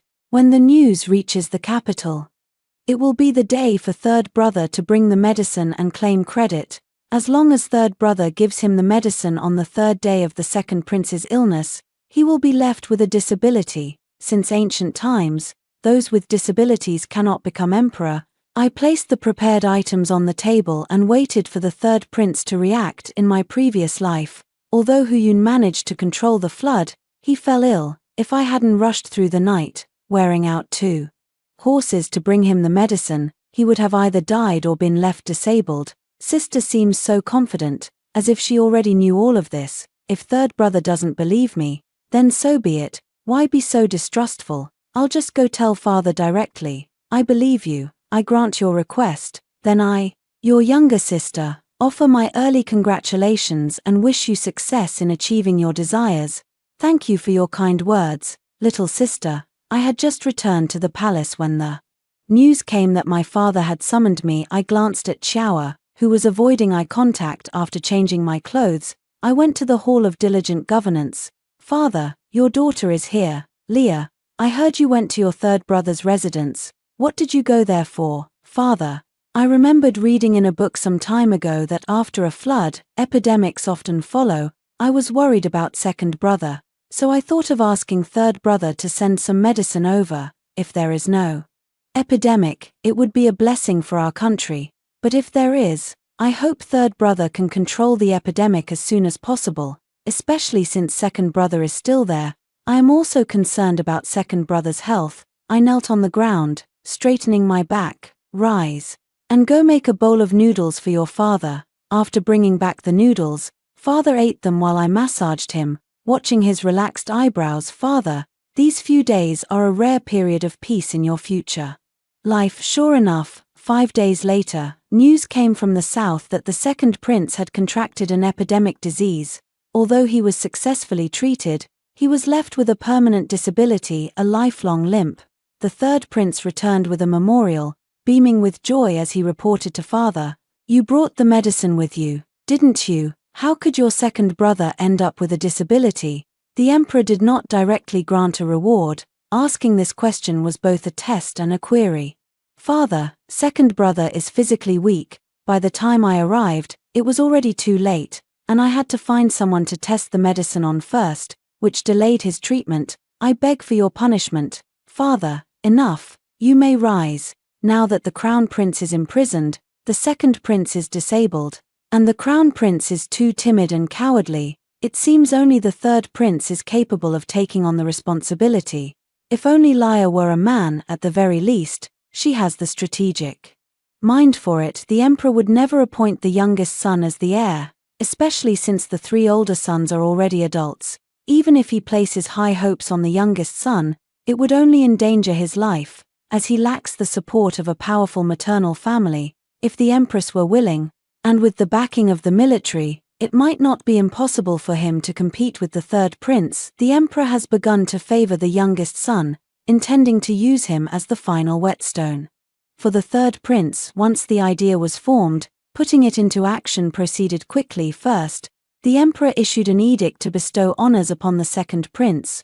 On the surface, it was a reward, but in reality, it was a demotion from a powerful prince in the capital to a city lord guarding a fiefdom. Then, he deposed the crown prince and ordered him to reflect on his actions within his residence. He also recorded his youngest son under the empress's name. This made him a legitimate son, although he had not yet been granted a title. His status had become much more esteemed, but Consort Seong was not so fortunate. How could one prince have two mothers?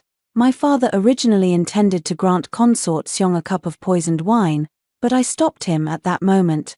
Consort Seong also requested an audience with my father, volunteering to go to the royal temple and live a life of solitude with the green lanterns and ancient Buddha. Slap.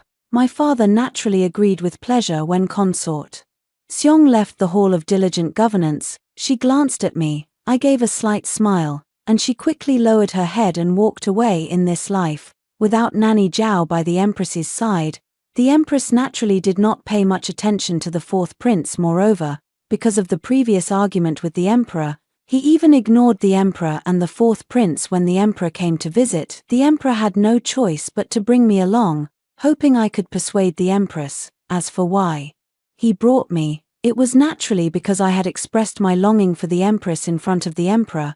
I tried to comfort him for a while. When I entered the empress's palace, the fourth prince was squatting on the ground playing with mud, showing no sign of being the legitimate heir. I gently helped the fourth prince to his feet. Fourth brother, look, your hands are dirty. Let your sister help you wipe them clean. Okay, your son pays respects to the emperor. Your etiquette is acceptable. The empress has taught you well. Are you adjusting? Father, I do not wish to be the crown prince. The empress makes me dig soil every day, saying she wants to plant flowers. My etiquette was taught by Consort Seong. I miss her. The fourth prince shed tears of grievance. Although the emperor had no affection for him and never visited him, at this moment, the fourth prince was decreed to be recorded under the empress's name as their legitimate son. The empress's actions were nothing short of a direct slap in the emperor's face. Father, please do not be angry. Getting upset harms your health. Mother is merely missing my elder sister, which is why she has been unable to care for the fourth prince. Why not let me take care of him instead? How dare you? What, are you so jealous of my good fortune? The child the emperor gave me is mine, and what I do with him is my own business. You, an unmarried woman, have no sense of propriety. How could you even think of taking care of a child? As soon as I finished speaking, the empress rushed out. Yes, a faint smile tugged at the corner of my lips. Then I knelt on the ground in terror. I know I was wrong. I know I was wrong. Mother, please don't be angry. I'll make you happy just like before, crawling and kneeling. But now that my elder sister is gone, you could even sit on me if you'd like. I can handle it, as long as it makes you happy. You little wretch, what nonsense are you spouting? Yes, it's my fault. I only knelt on the ground, kowtowing incessantly. On the third kowtow, my father, the emperor, helped me up. It was my fault. I shouldn't have let you suffer so much. Your Majesty, are you going to trust her over me again? In the past, you always believed whatever I said. Seeing the emperor's anger, the empress finally regained a trace of reason and continued to play the emotional card. The emperor rubbed his temples, and I, with tears streaming down my face, supported him. Being able to spare the lives of the crown prince and the second prince was already the biggest concession I had made since my rebirth. I will not let anyone else off. Yang He, you know our past affection was special. You've used that affection and my guilt towards you to ask for many things, the glory of your Yang family, the honor of our daughter. Even when you made so many mistakes, I covered them up for you. But why are you still not satisfied? Laro Sai is the future I arranged for you, as long as you treat him well and your Yang family supports him wholeheartedly. I will help him ascend the throne. Then, your Yang family will prosper for at least 3 more generations, which can also help ease the pain of losing our daughter. But you've let down my efforts. Fine, I don't understand why you've become like this after Jo's departure.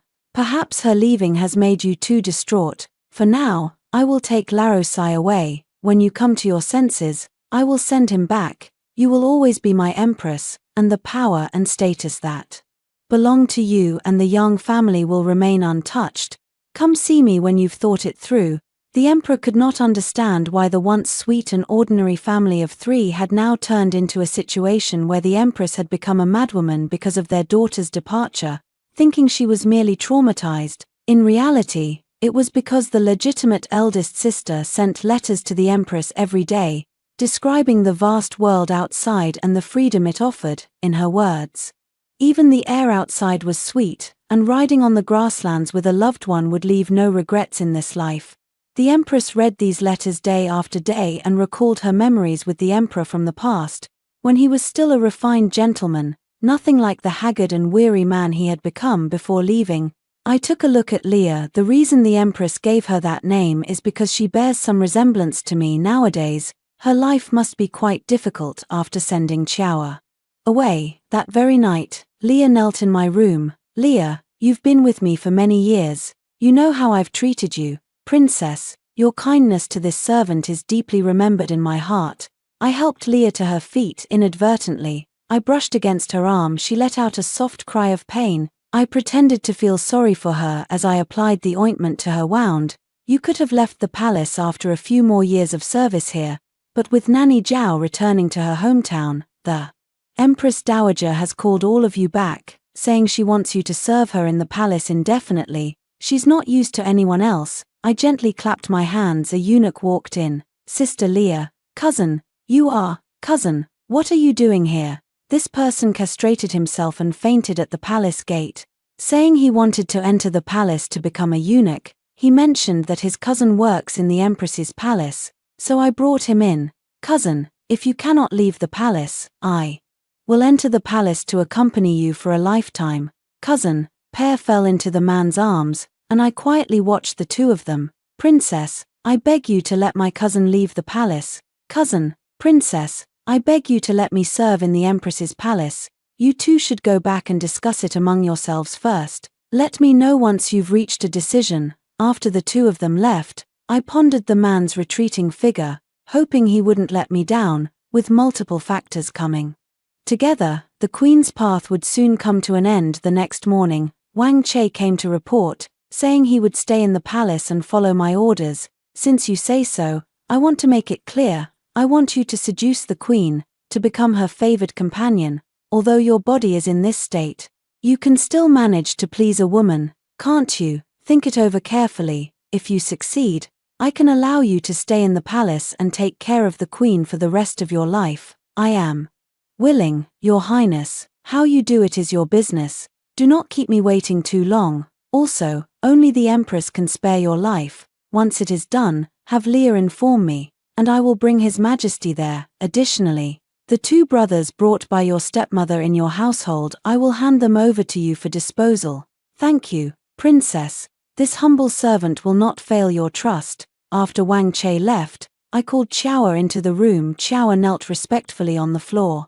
Qiao, have you ever thought about your future path? Your Highness, as a servant of the palace, my entire future revolves around my master and follows my master's arrangements. Is that so? Then tell me, with two masters, which one should you listen to? Princess, this servant is loyal only to you. Although the Emperor is the master of this imperial city and the entire realm, within the Morning Light Pavilion, I am the master. Princess, spare me. This servant knows she was wrong. But this servant had no choice. I understand your difficulties. If only you could have said this from the beginning, how much better it would have been. This princess loves to eat water chestnuts. Do you understand? Yes, I understand, my lady. Early the next morning, news arrived that Qiao had drowned while picking water chestnuts. Maya, go and inform eunuch Jiang that I will contribute 50 taels of silver as funeral expenses for Qiao's loyalty to her master, please.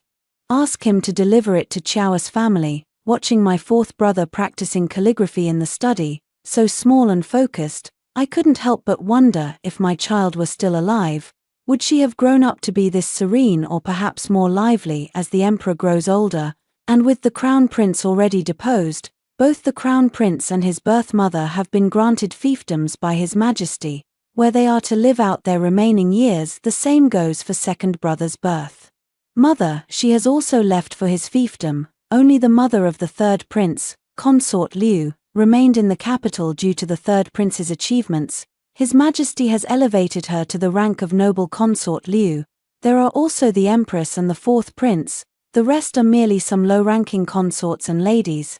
Even if His Majesty favored one of them, he would bestow contraceptive soup. He knew his own body well. Having another son now would only lead to unnecessary sacrifice. 1 month later, during this month, I contacted my maternal grandfather.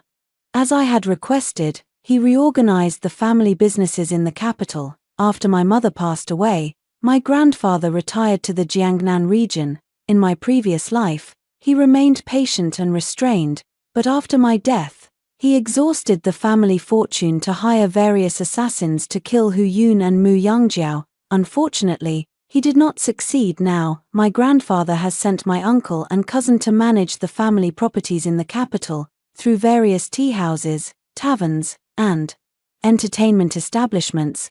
They have gathered evidence of court officials' disrespectful behavior and private dealings. As I instructed, Leah retrieved several letters from my elder sister from the jewelry box in the Empress's room. Wang Che, because he somewhat resembled the Emperor in his youth, was transferred by the Empress to serve closely by her side. Another month passed, and Leah brought news that Wang Che had begun staying overnight in the Empress's bedchamber, with her keeping watch outside. Now, the Empress, who had initially been cautious and only summoned him once a week, had become so dependent that she required Wang Che to sleep with her every night.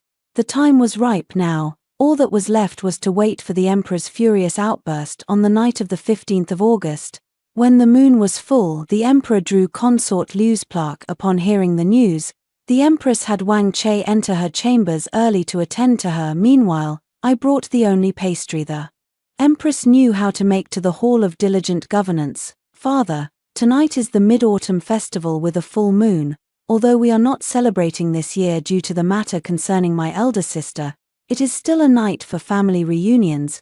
Please take a break today, set aside state affairs early, and enjoy the moon with your daughter. I pushed the pastries forward. Father stared at the pastries in a daze. These pastries were what the Empress made for him when they first met. The Empress often boasted in front of my elder sister about her beauty and how she captivated the Emperor, claiming that just one plate of pastries made the Emperor unable to take his eyes off her. Moreover, as long as she made this pastry and sent it over, no matter which consort's palace the Emperor had planned to visit that day, he would instead come to hers. Never mind, I'll go to the Empress's palace. Understood, I will have the Empress prepare. No need, I will lower my head for her. 1 more time. Can I go with you? Father, it's hard on you. You're such a good child. Even though your mother treated you that way, you still treat her like this. Arrived at the Empress's palace, Father brought me and eunuch Jiang to the entrance of the Empress's bedchamber. Pair, seeing this, flusteredly wanted to go in to report, but was stopped by the Emperor. Today, the Empress's palace is quite quiet, but you, upon seeing us, do not pay respects and are flustered. What are you trying to do? Your Majesty, this servant only wanted to go in and report to the Empress. No need, we will go in ourselves. The Emperor spoke as he stepped forward to the door. Just as he pushed it open slightly, he heard indescribable sounds coming from inside. Okay. Having been married to the Empress for many years, the Emperor naturally understood what her current sounds meant. Your Majesty, this servant has learned a new position. Would your Majesty like to try it? How many times have I told you? When it's just the two of us in the room, call me here. I will comply with everything you say. Honey, is this all right? Tilda. Early the next morning. Father, what is Mother doing? Upon hearing my words, Father finally snapped out of his thoughts. He grabbed his sword and charged in. I had no idea the Empress could be so shameless. Your Majesty, please let me explain. My father raised his sword and was about to strike Wang Che. Wang Che just looked at the Empress with adoration. Sure enough, the Empress stepped in front of Wang Che. Your Majesty, it is all my fault. Please spare him. Do you really think I wouldn't dare to take your life? I have no complaints at all. With Jiao gone and your Majesty turning away from me, if it weren't for him, I would have already died of sorrow. Seeing the Empress mention Mu Yangjiao, the Emperor's heart softened. By decree, The empress has failed in virtue and is hereby confined to her palace," as the emperor spoke. He glanced at Wang Che, unable to conceal the murderous intent in his eyes. "Father, if we kill this person and confine the empress mother, it may invite criticism. Let us simply say that the empress mother is unwell and allow this person to remain to care for her."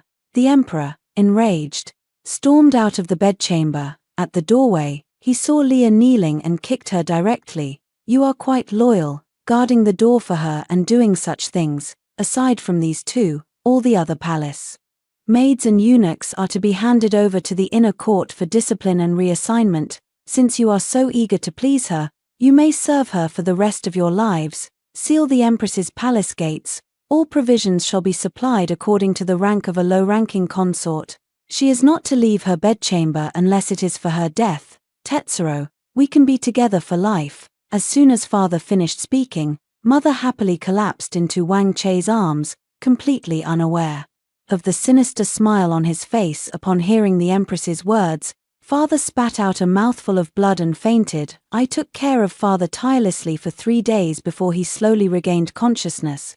"Father, you're awake. Please rest assured, third brother is handling the court affairs very well. The ministers all say he has the talent to govern the world, so you needn't worry about these matters." "That's right, father, with Sister Lee taking care of you, I am also at ease. You should just enjoy your remaining years in peace." The third prince walked into the room and sat down in front of his father without even performing the customary bow. Are you trying to seize the throne?" "Father, how could you think that way? Wouldn't it be better to become the Grand Emperor? I will spare the lives of all my brothers. But I cannot keep the fourth brother alive. After all, you have always favored him, and to eliminate any future troubles, it's best for the fourth brother to die. How dare you? Do you think just because I've been ill for 3 days, you can take control of the court? Dream on. Father, you are old. Do you really think I have only been planning for these 3 days? You unfilial son. Guards. Father, I am here. If there is anything, you need only command. Guards. Father called out again with force. "Your humble servant is here." A voice came from outside the door. It was Hu Yun. The third prince immediately panicked. Guards. The third prince called out while backing toward the door. "Your Highness, are you calling for him?" Hu Yun grabbed a human head and threw it directly at the third prince. My father looked at me and finally breathed a sigh of relief. After Hu Yun had the third prince under control, my father held my hand. "Leah, bring paper and brush. I wish to personally write the edict. Leah, you shall marry General Hu. I will appoint General Hu as the regent and have the fourth prince ascend the throne. With your talent and General Hu's bravery, you can protect our kingdom until the fourth prince comes of age." "Father, I do not wish to marry General Hu. I can take care of the fourth prince, and when he comes of age, I will become a nun. I do not wish to tarnish the relationship between my elder sister and General Hu. My daughter will also teach the 4 brothers to be friendly and respectful, and will spare the lives of her elder brothers. As for the third brother, it is up to your majesty to decide. Good child, you are truly kind-hearted. As for your third brother, let him remain in prison for the rest of his life. My daughter understands." After calming the emperor's emotions, I walked out of the room with Hu Yun. "Thank you, General Hu, for tonight. This is what I promised you." I placed the letter my elder sister wrote to the empress into Hu Yun's hand. Of course, there were also a few letters I had written imitating my elder sister's handwriting, all concerning Hu Yun. "Thank you, Princess, I take my leave." Hu Yun took the letter and left. Looking at his excited expression, I hoped he would be just as thrilled after reading its contents. After all, the letter detailed how carefree and happy my elder sister was living outside, and how foolish she thought Hu Yun was in her heart. Of course, part of it was fabricated by me. Early the next morning, my father, the emperor, mustered his strength and went to the court to issue an edict, appointing the fourth prince as the new emperor. He himself abdicated, entrusting me with his care. After his passing, I, along with Hu Yun and several imperial tutors, would assist the fourth prince until he came of age, and Hu Yun, with reddened eyes, accepted the decree with gratitude. After the court session,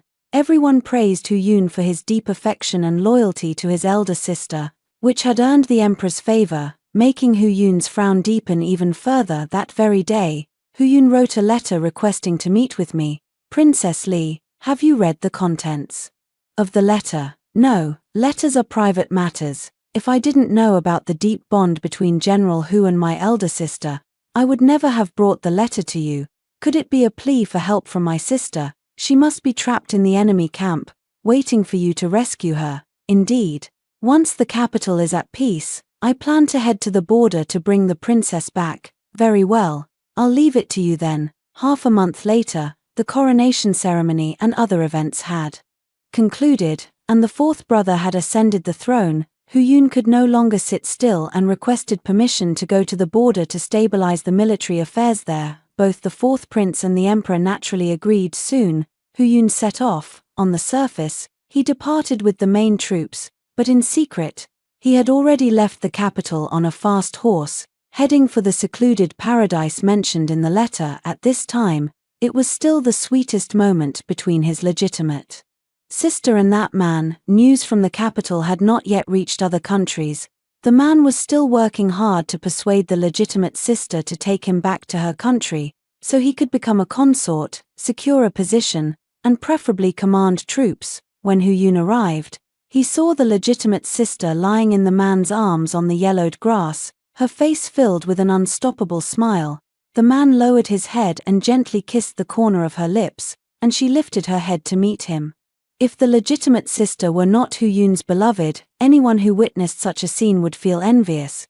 But this person was Hu Yun, someone who loved deeply and hated just as deeply. Mu Yangjiao, Hu Yun shouted loudly, then immediately rode his horse forward upon hearing Hu Yun's voice. My elder sister froze for a moment before quickly shielding the man beside her behind her back. General Hu, come back to the capital with me. General Hu, Princess Jiao is already dead. I am merely someone who resembles her. Please do not be agitated. Ha, someone who resembles her, someone who resembles her. Will you return with me willingly, or shall I escort you back as a prisoner? The choice is yours. Princess, you wouldn't dare. Would the princess like to try? Guards, seize her. Several soldiers stepped forward and surrounded Mu Yangjiao. Jiao. Early the next morning the man called out anxiously, but made no other move. Husband, you go back first. When I return, I will have my father send me off in a grand and honorable manner. I want to marry you openly and properly. The man agreed and immediately ran off without stopping. Hu Yun smiled bitterly, realizing he had been outdone by something like this. Without delay, Hu Yun, disregarding the army, immediately took Mu Yangjiao back to the capital. He wanted to return to the capital to see me, believing that I must still know something. However, the journey from the capital to the border was long, and by the time he returned, my father had already been confined by me in the Empress's palace. My fourth brother had voluntarily abdicated in my favor and, along with consort Xiong, had gone to a prosperous fiefdom to reunite with his mother. As for those in the court who were dissatisfied with me, they were naturally suppressed by the people I had previously won over. Now, even if they were unhappy, they could only harbor their discontent in their hearts, unable to change the course of events to show his loyalty. Hu Yun had already handed over his military authority and the military tally to me before leaving the capital. Now, he is nothing but a commander without an army. By the time he returned to the capital with my legitimate sister, weary from the journey, the city had long since changed beyond recognition. Upon returning to his residence, he wrote a petition to the palace, humbly requesting that the emperor grant him an audience and stating that he had found the legitimate princess. Of course, his petition was now sitting right on my desk. I have also allowed eunuch Jiang to return to his hometown to retire. The same few palace maids are still serving by my side. I gently rubbed the invitation card. Now that all matters have been settled, it is time to seek revenge. Inform General Hu to come see me at the Hall of Diligent Governance after court tomorrow. Also, give this to General Hu and my elder sister tomorrow. Yes, my lady, I understand. Although these palace maids have only been with me for a few months, their work and character have truly won my favor. The next day Hu Yun then brought Mu Yangjiao to the Hall of Diligent Governance. I sat in the side seat, watching the two of them. The general has arrived. Ah, elder sister is actually still alive. That's wonderful. Father and mother will surely be overjoyed. For me, I heard you were the one who refused to marry him. I really gave you too much face. If you had married him, how could he have disturbed my life with my husband? This, elder sister, I didn't know it was like this. I was wrong, sister. Father and mother will be here soon. Please sit first. Don't be angry. Have a cup of tea to calm down. It's all my fault. General Hu, please sit as well. Father will be here soon. Have some water first. Watching the two of them finish the water in their cups, I finally smiled and walked to the main seat. Get down from there. When father and mother arrive, they'll skin you alive. How dare you sit there? Watching as my elder sister's raised hand slowly fell limp, I saw Hu Yun shake his head. I finally spoke. Sister, since I am sitting here, there is a reason for it. Now that the female ruler of Angua has ascended the throne, who do you think she is? What do you mean? What about our elder brother and the emperor? What have you done to them? These matters are not for the elder sister to consider. What you should be thinking about is why you have returned from the dead. How do you plan to explain this to the world? And General Hu, leaving the troops without permission and returning to the capital. Each of these offenses carries the penalty of exterminating one's entire clan. Given the extenuating circumstances, your position will be revoked and your status demoted. Do you have any objections? Princess Li, it was clearly you sent me the letter, telling me to go to that place to find Princess Jiao. Oh, and where is the evidence? Princess, I gently tapped the table with my hand. Now that my enemy is right before my eyes, I am so overjoyed that I don't even know what to do. I lightly clapped my hands. Carry the two of them into the house. After carrying them into the house, I closed the door and sat quietly outside, listening to the sounds inside while contemplating the best course of action. The two of them fell asleep, completely exhausted. I called the imperial physician to examine Mu Yangjiao's pulse. Your Majesty, this woman is already 1 month pregnant, but due to yesterday's incident, there are some signs of instability in the pregnancy. Should we try to preserve the fetus or, of course, preserve the fetus, ensure she gives birth to the child safely? Sister, did you hear? You are carrying that man's child. Brother Kang, I am carrying Brother Kang's child. My elder sister was actually weeping for joy at this moment. It shows how much she loves this child and that man. Indeed, forcing them apart when she loved that man the most was the right thing to do. Why do I still have no strength, I wonder? What medicine Her Majesty the Queen has given to this general? Could it be more than just that? General Hu, you have long been on the battlefield. How could ordinary medicine ever be worthy of you? From now on, you will be no different from a cripple. But rest assured, I have no intention of letting you die so soon. Keeping you alive will serve its purpose. I locked the two of them in the room. I went to see the Empress and my father. The Empress had been tortured by Wang Che to the point of being unrecognizable, and my father was terrified by his methods, living in constant fear. When he saw me, my father looked at me with a pleading expression.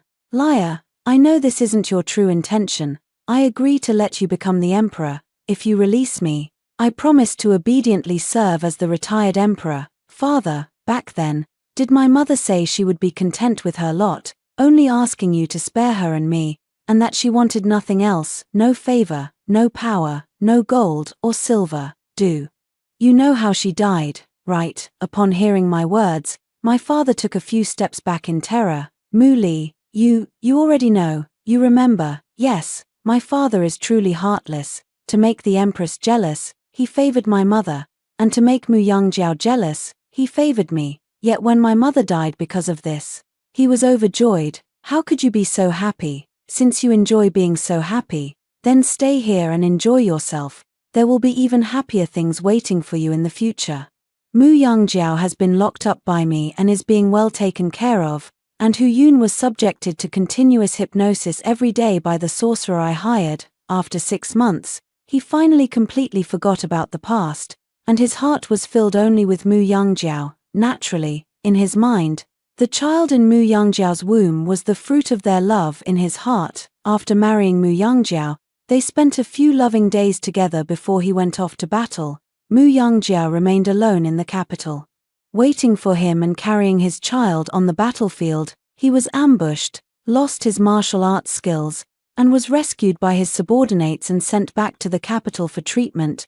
The emperor, grateful for his contributions, allowed him and Mu Yangjiao to reside together in the palace. Watching him excitedly grasp Mu Yangjiao's hand and pull her into his embrace, I couldn't help but laugh at the sight of Mu Yangjiao's disgusted expression and the way she protectively covered her stomach. This time, let them taste the pain of losing their own child. As her belly grew larger, Mu Yangjiao feared that Hu Yun might harm her and the child, so she had no choice but to continue pretending according to Hu Yun's instructions. On the day of Mu Yangjiao's delivery, Hu Yun was so anxious he was pacing around. I thoughtfully invited the emperor and the empress to come over. The emperor watched Mu Yangjiao and Hu Yun, and the confusion on his face grew heavier. "Father, do you know, the child in my elder sister's womb is from the Shang kingdom. Look how much General Hu loves her. If I had married him back then, how would I have faced myself when my elder sister returned? But, didn't Jiao die? Yes, she will die soon. No, are you going to kill her? You said you would spare the brothers. But she is not my brother, she is a sister." After seeing Mu Yangjiao, the queen felt a glimmer of hope. Dragging her broken body, she stumbled and crawled to find Mu Yangjiao. "Jiao, take your mother away, to your great grasslands, to see the eagles fly, to see the grass grow. Your mother is being tortured to death." It was clear that Mu Yangjiao had to endure the pain of childbirth while also processing everyone's words. "Mother, it hurts so much." Mu Yangjiao contorted her face in pain. "Good sister, of course you're in pain. After all, I had someone use acupuncture to amplify your sense of pain. You're not just hurting now, you'll be in even more pain soon. What are you going to do? You'll find out soon enough." I stood quietly outside the door, listening as the sounds from inside gradually faded from loud to faint. Early the next morning, Mu Yangjiao gave birth to a boy. She held the child in her arms, her face beaming with joy. Although the pain in her body was unbearable, she had given birth to her beloved's child, a boy, and this joy could somewhat alleviate the pain. I took the child from her in front of everyone. Everyone looked at me with confusion. Mu Yangjiao was so agitated that she even fell off the bed. I handed the child to the palace maid, and soon she had the child cleaned and brought back to me. I took a dagger from my bosom and plunged it directly into the child's chest. "No, no!" Mu Yangjiao and Hu Yun's voices rang out simultaneously. The emperor seemed to breathe a sigh of relief, as if he wished for this child to die. The empress spat out a mouthful of blood and fainted on the spot. I ordered the people to be separated that night. The intoxicating fragrance of the aphrodisiac incense drifted through Mu Yangjiao's room. The two men cast a disdainful glance at the area beneath Mu Yangjiao. "What a pity. If we had waited a few more days for her to be a bit cleaner, it would have been better. Are you trying to get us killed? Hurry up and get this done, or we won't even know how we died." I quietly watched Mu Yangjiao wrap her arms around both of their necks. When the timing was about right, the guard outside Hu Yun's room fell asleep, and Hu Yun hurriedly went to see Mu Yangjiao. As a result, he saw Mu Yangjiao's condition. Hu Yun rushed forward with a dark expression, but he was no match for the two men. He could only watch helplessly. He watched helplessly as Mu Yangjiao's limbs were severed by the men, as they nailed her hands and feet to the bed with daggers. "General Hu, does it hurt? Why would Princess Li do this? She is your sister. When you die, go ask her yourself." The sharp dagger sliced through Hu Yun's lower body. He felt a sharp pain and then passed out. When he woke up, he found himself in the largest brothel in the capital. What awaited him were the men of the capital who favored male companions, with at least 10 shit-stirring sticks every day. "Mu Li, how dare you? How dare you treat me like this?" Mu Yangjiao lay weakly on the couch. "Elder sister, don't be angry. Not only do I dare, but I can do even more. My child isn't dead, is that right? Is it? Dear sister, if you wish to reunite with him, you'll have to wait a while longer." I gently clapped my hands. 3 more men entered. "Begin now. Make sure the depiction is vivid. Every part of my dear sister must be drawn meticulously, especially the moles on her body. What are you going to do?" Naturally, I want to let your brother Kang see how carefree you are in an country. Starting today, a different man will accompany you each day. The painter will capture the details meticulously, and I will send the portraits to Sheng country to be delivered to your brother Sheng, gazing at the bright sunshine outside. How could I let you die so easily?